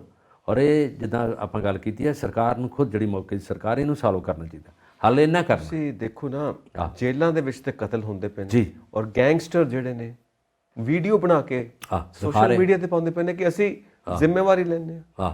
ਇੱਥੇ ਤੱਕ ਤੇ ਮਾਮਲੇ ਪਹੁੰਚੇ ਹੋਏ। ਇਹ ਤਾਂ ਗੱਲ ਸਹੀ ਹੈ। ਔਰ ਪੁਲਿਸ ਦੇ ਉੱਤੇ ਕਾਰਵਾਈ ਕਰਦੇ ਨੇ ਕਿ ਪੁਲਿਸ ਦੇ ਹੁੰਦਿਆਂ ਇਹ ਕਿੱਦਾਂ ਹੋਇਆ, ਫਿਰ ਉਹ ਕੋਰਟ 'ਚ ਉਹਨਾਂ ਦੇ ਉੱਤੇ ਕੋਰਟ 'ਚ ਵੀ ਕਾਰਵਾਈ ਹੈ। ਤੇ ਇਹ ਸਭ ਤੁਸੀਂ ਦੇਖੋ law and order the situation ਕੀ, ਜਿੱਥੋਂ ਆਪਾਂ ਗੱਲ ਸ਼ੁਰੂ ਕੀਤੀ ਸੀ ਕਿ ਭਗਵੰਤ ਮਾਨ ਸਾਹਿਬ ਕਹਿੰਦੇ ਨੇ ਕਿ ਪੰਜਾਬ ਦੀ ਸ਼ਾਂਤੀ ਭੰਗ ਨਹੀਂ ਹੋਣ ਦੇਵਾਂਗੇ।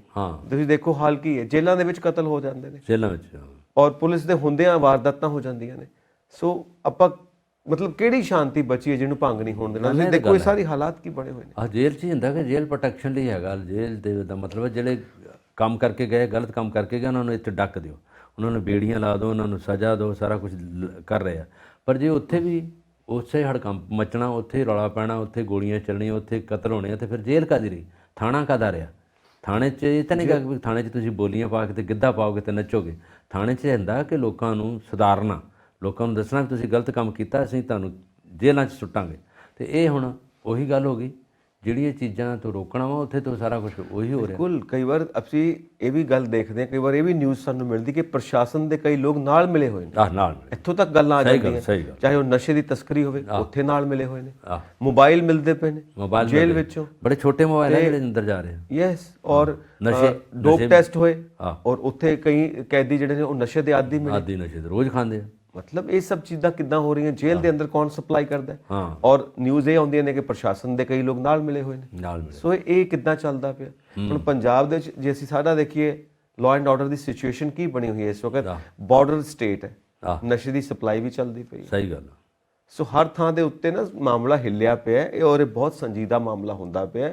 ਔਰ ਇਸ ਮਾਮਲੇ ਦੇ ਵਿੱਚ ਤੁਸੀਂ ਕਹੋ ਕਿ ਸੀਐਮ ਮਾਨ ਨੂੰ ਬਰਖਾਸਤ ਕਰ ਦਿਓ, ਇੱਕ ਉੱਧਰ ਤੁਸੀਂ ਪੋਲੀਟੀਕਲ ਪੰਗੇ ਪਾ ਕੇ ਬੈਠੇ ਰਹੋ, ਪੋਲੀਟੀਕਲ ਪ੍ਰੈਸ਼ਰ ਪਾ ਕੇ ਬੈਠੇ ਰਹੋ, ਤੇ ਕੰਮ ਕਦੋਂ ਕਰਨਾ? ਤੁਸੀਂ ਤੇ ਆਪਸ 'ਚ ਉਲਝੇ ਹੋਏ ਹੋ, ਆਪਸ 'ਚ ਹੀ ਨਹੀਂ ਤੁਸੀਂ ਨਜਿੱਠਦੇ ਪਏ ਹੋ ਕਿ ਤੁਸੀਂ ਸਟੇਟ ਦਾ ਕੰਮ ਕਦੋਂ ਕਰਨਾ, ਸਟੇਟ ਦੇ ਲੋਕਾਂ ਵਾਸਤੇ ਕੰਮ ਕਦੋਂ ਕਰਨਾ। ਇਹ ਤਮਾਸ਼ੇ ਦੇਖਣ ਵਾਸਤੇ ਥੋੜਾ ਸਟੇਟ ਨੇ ਤੁਹਾਨੂੰ, ਲੋਕਾਂ ਨੇ ਤੁਹਾਨੂੰ ਚੁਣਿਆ। ਕਦੀ ਉਹ ਉਹਨੂੰ ਲੜ ਪੈਂਦਾ, ਕਦੀ ਉਹ ਉਹਨੂੰ ਲੜ ਪੈਂਦਾ। ਕੀ ਚੱਲਦਾ ਪਿਆ? ਤੁਸੀਂ ਪਿਛਲੇ 10 ਸਾਲ ਜਾਂ 15 ਸਾਲ ਚੱਲ ਜਾਓ ਪਿੱਛੇ ਨੂੰ, ਪਰ ਇਹ ਤਾਂ ਨਹੀਂ ਸੀ ਹੁੰਦਾ ਵੀ ਤੁਹਾਡੇ ਚੀਜ਼ਾਂ ਹੱਥਾਂ 'ਚੋਂ ਸਨੈਚ ਕਰਕੇ ਖੋਹ ਕੇ ਭੱਜ ਜਾਣਗੇ। ਇਹ ਜ਼ਮਾਨਾ ਨਹੀਂ ਸੀ ਆਪਾਂ ਵੇਖਿਆ। ਇਹ ਆਉਣ ਵਾਲਾ ਜ਼ਮਾਨਾ ਇਸ ਕਰਕੇ ਹੋ ਗਿਆ।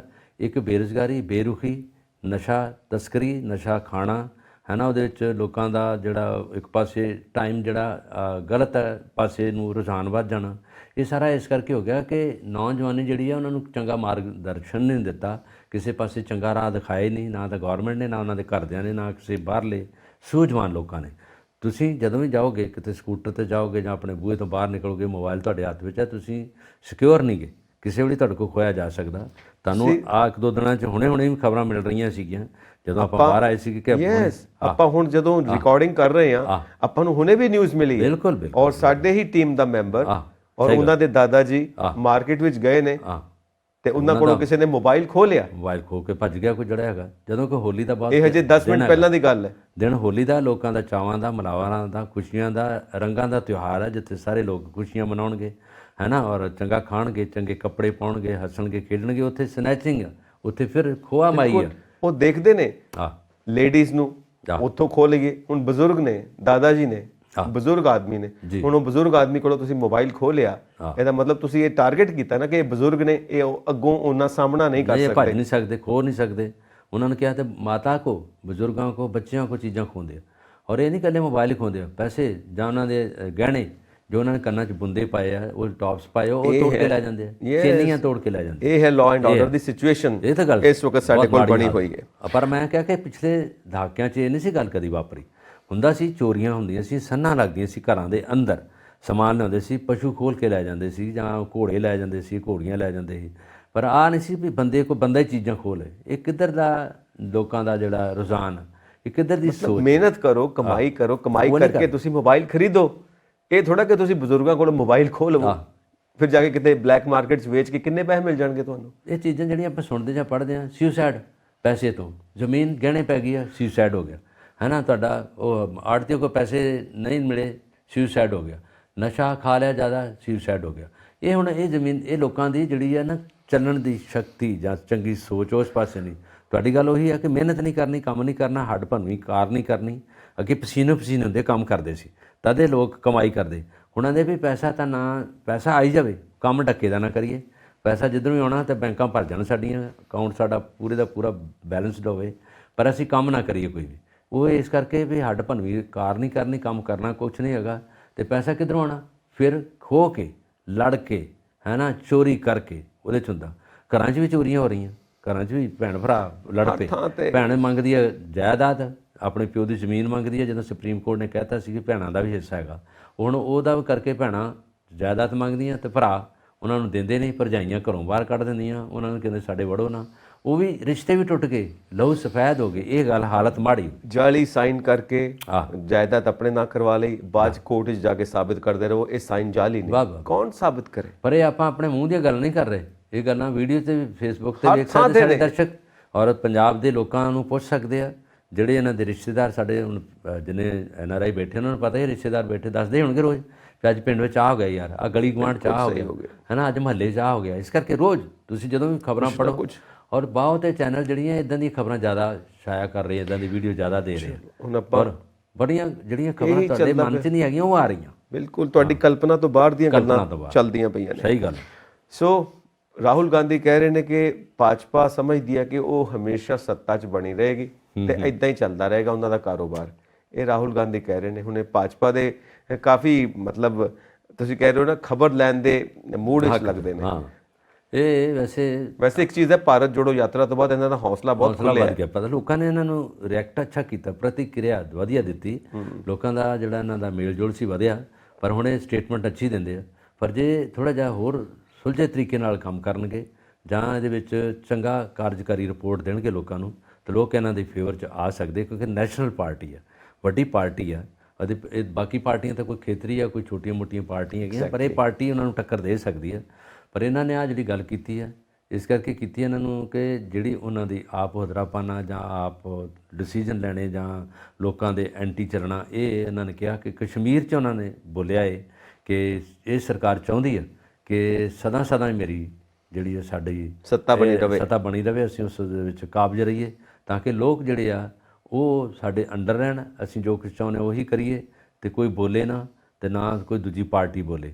ਹੁਣ ਆਪੋਜੀਸ਼ਨ ਦਾ ਬੋਲਣਾ ਬਣਦਾ ਹੈਗਾ, ਲੋਕਾਂ ਨੂੰ ਜਿਹੜੀ ਚੰਗੀ ਤਰੀਕੇ ਨਾਲ ਗੱਲ ਦੱਸਣੀ ਆਪੋਜੀਸ਼ਨ ਦਾ ਅਖਤਿਆਰ ਹੈ। ਜੋ ਬੋਲਿਆ ਇਹਨਾਂ ਨੇ ਠੀਕ ਹੈ ਕਿ ਜਿੱਥੇ ਪਾਲਿਸੀ ਵਿਗੜਦੀ ਹੈ, ਜਿੱਥੇ ਆਰਬੀਟਰੀ ਤਰੀਕਾ ਉਹਨਾਂ ਦਾ ਵਰਤਿਆ ਜਾਂਦਾ, ਜਿੱਥੇ ਆਪ ਉਤਰਾਪਨ ਕਰਦੇ ਆ, ਉੱਥੇ ਜਿਹੜੀ ਆਪੋਜੀਸ਼ਨ ਆ, ਵਿਰੋਧੀ ਪਾਰਟੀਆਂ ਨੇ ਗੱਲ ਕਰਨੀ ਆ। ਹੁਣ ਕਿਉਂਕਿ ਆਉਣ ਵਾਲੀਆਂ ਇਲੈਕਸ਼ਨ ਆ 2024 ਦੀਆਂ, ਇਹਦੇ 'ਚ ਸਰਗਰਮ ਕਾਂਗਰਸ ਵੀ ਆ, ਤੇ ਜਿਹੜੀ ਤਖਤ ਤੇ ਬੈਠੀ ਆ ਆਪਣੀ BJP, ਇਹ ਉਹਦੇ ਨਾਲ ਵੀ ਉਤਾਵਲੀ ਆ ਉਹਨਾਂ, ਕਿਉਂਕਿ ਉਹਨਾਂ ਨੂੰ ਪਤਾ ਕਿ ਅਸੀਂ ਆਪਣੀ ਸੀਟਾਂ ਨਾ ਜਾਣ ਦਈਏ। ਕਿਉਂਕਿ ਖੰਨਾ ਜੀ ਤੁਹਾਨੂੰ ਪਤਾ ਹੈ ਮੇਘਾਲਿਆ 'ਚ ਇਹਨਾਂ ਨੇ ਆਪਣੀ ਸਰਕਾਰ ਬਣਾ ਲਈ ਹੈ ਨਾ, ਤ੍ਰਿਪੁਰਾ 'ਚ ਇਹਨਾਂ ਦੀ ਬਣ ਚੁੱਕੀ ਸਰਕਾਰ, ਔਰ ਉਹਦੇ ਵਿੱਚ ਨਾਗਾਲੈਂਡ ਵਿੱਚ ਜਿਹੜੀਆਂ ਸਰਕਾਰਾਂ ਇਹਨਾਂ ਦੀਆਂ ਗੱਠਜੋੜ ਨਾਲ ਬਣ ਗਈਆਂ।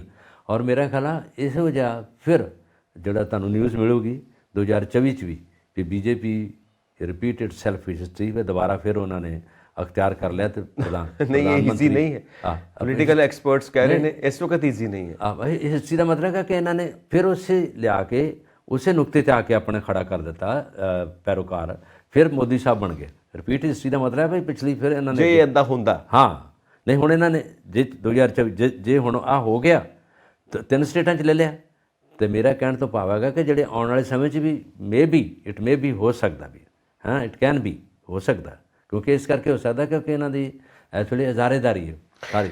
ਦੇਖੋ ਉਹ ਤਾਂ ਹੁਣ ਸਮਾਂ ਦੱਸੇਗਾ, ਪਰ ਜੋ ਪੋਲੀਟੀਕਲ ਐਕਸਪਰਟਸ ਨੇ ਇਸ ਵਕਤ ਇਹ ਕਹਿ ਰਹੇ ਨੇ ਕਿ ਇਹਨਾਂ ਨੂੰ ਕਿਸੇ ਨਾ ਕਿਸੇ ਨਾਲ ਹੋ ਸਕਦਾ ਹੈ, ਪੋਸੀਬਿਲਿਟੀ ਹੈ ਗੱਠਜੋੜ ਕਰਨਾ ਪਵੇ।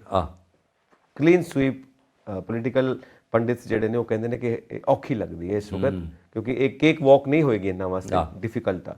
ਪੋਲੀਟੀਕਲ ਐਕਸਪਰਟ ਜਿਹੜੇ ਐਗਜ਼ੈਕਟ ਪੋਲ ਤਾਂ ਪੰਜਾਬ 'ਚ ਫੇਲ ਹੋ ਗਈ, ਉਦੋਂ ਬਾਅਦ ਆ ਜਿਹੜੇ ਸਟੇਟਾਂ 'ਚ ਫੇਲ ਹੋ ਗਈ, ਗੁਜਰਾਤ 'ਚ ਫੇਲ ਹੋਈ ਹੈ। ਕੁਛ ਨਹੀਂ, ਅੱਜ ਉਹਨਾਂ ਨੂੰ ਕਹਿੰਦੇ ਕੁਛ ਹੈ ਤਾਂ ਕੁਝ ਹੋਰ ਹੋ ਜਾਂਦਾ। ਇਹ ਤਾਂ ਹੁਣ ਸਮਾਂ ਦੱਸੇਗਾ, ਲੋਕ ਮਨਾਂ ਦਾ ਨਹੀਂ ਪਤਾ ਲੱਗਦਾ ਲੋਕ ਕੀ ਸੋਚ ਰਹੇ। ਬਿਲਕੁਲ ਸਹੀ ਗੱਲ ਹੈ, ਕਿਉਂਕਿ BJP ਦੇ ਖੇਮੇ 'ਚੋਂ ਇਹੀ ਗੱਲ ਆ ਰਹੀ ਹੈ ਕਿ ਅਸੀਂ ਹੀ ਆਉਣਾ ਤੇ ਮੋਦੀ ਜੀ ਨੇ ਹੀ ਪ੍ਰਾਈਮ ਮਿਨਿਸਟਰ ਬਣਨਾ ਹੈ, ਇਹ BJP ਕਹਿ ਰਹੀ ਹੈ। ਉਹਨੇ ਤਾਂ ਕਹਿਣਾ ਹੀ ਆ। ਤੇ ਜਿਹੜੀ ਆਪੋਜੀਸ਼ਨ ਹੈ ਉਹ ਕਹਿ ਰਹੀ ਹੈ, ਜਿਹੜੇ ਪੋਲੀਟੀਕਲ ਪੰਡਿਤਸ ਨੇ ਉਹ ਕਹਿ ਰਹੇ ਨੇ ਕਿ ਪੋਸੀਬਲ ਨਹੀਂ ਹੈ ਇਹਨਾਂ ਵਾਸਤੇ, ਔਰ ਹੋ ਸਕਦਾ ਗੱਠਜੋੜ ਨਾਲ ਆਉਣ, ਇਹ ਵੀ ਹੋ ਸਕਦਾ। ਇਹ ਵੀ ਗੱਲ ਜਿਹੜੀ ਗੱਠਜੋੜ ਨਾਲ ਆਉਣਾ, ਤੇ ਇਹ ਵੀ ਤਾਂ ਗੱਲ ਹੁਣ ਵੀ ਗੱਠਜੋੜ ਨਾਲ ਆ ਰਿਹਾ, ਜਿਹੜੇ ਸਟੇਟਾਂ 'ਚ ਸਟੇਟਾਂ 'ਚ ਗੱਠਜੋੜ ਨਾਲ ਆ ਰਹੇ ਨੇ। ਸੈਂਟਰ ਦੀ 2024 ਦੀਆਂ ਲੋਕ ਸਭਾ ਇਲੈਕਸ਼ਨਸ ਵਾਸਤੇ ਉਹਦੇ 'ਚ ਵੀ ਆ ਜਾਂਦੇ ਗੱਠਜੋੜ, ਪ੍ਰੈਡਿਕਸ਼ਨਸ ਹੋ ਰਹੀਆਂ ਨੇ। ਜੇ ਲੋਕ ਸਭਾ ਦੀਆਂ ਚੋਣਾਂ 'ਚ ਗੱਠਜੋੜ ਬਣਾ ਲੈਣਾ ਨਾ, ਤੇ ਫਿਰ ਵੀ ਮੈਜੋਰਟੀ ਇਹਨਾਂ ਦੀ ਬਣ ਗਈ। ਦੇਖੋ ਕੀ ਬਣਦਾ ਹੈ ਜੇ ਗੱਠਜੋੜਾ ਨਵਾਂ ਜਿਹੜਾ ਇਹਨਾਂ ਨੇ, ਜਿੱਦਾਂ BJP ਨੂੰ ਨਾ ਪੰਜਾਬ ਦੇ ਵਿੱਚ ਅਕਾਲੀ ਦਲ ਨੇ ਨਹੀਂ ਉੱਠਣ ਦਿੱਤਾ, ਇਹਨਾਂ ਦਾ ਮੁੱਖ ਮੰਤਰੀ ਇਹਨਾਂ ਦਾ ਰਿਹਾ, BJP ਦਾ 1-2 ਮੰਤਰੀ ਹੁੰਦੇ ਨੇ ਤੇ ਨਹੀਂ ਹੋਣ ਦਿੱਤੇ।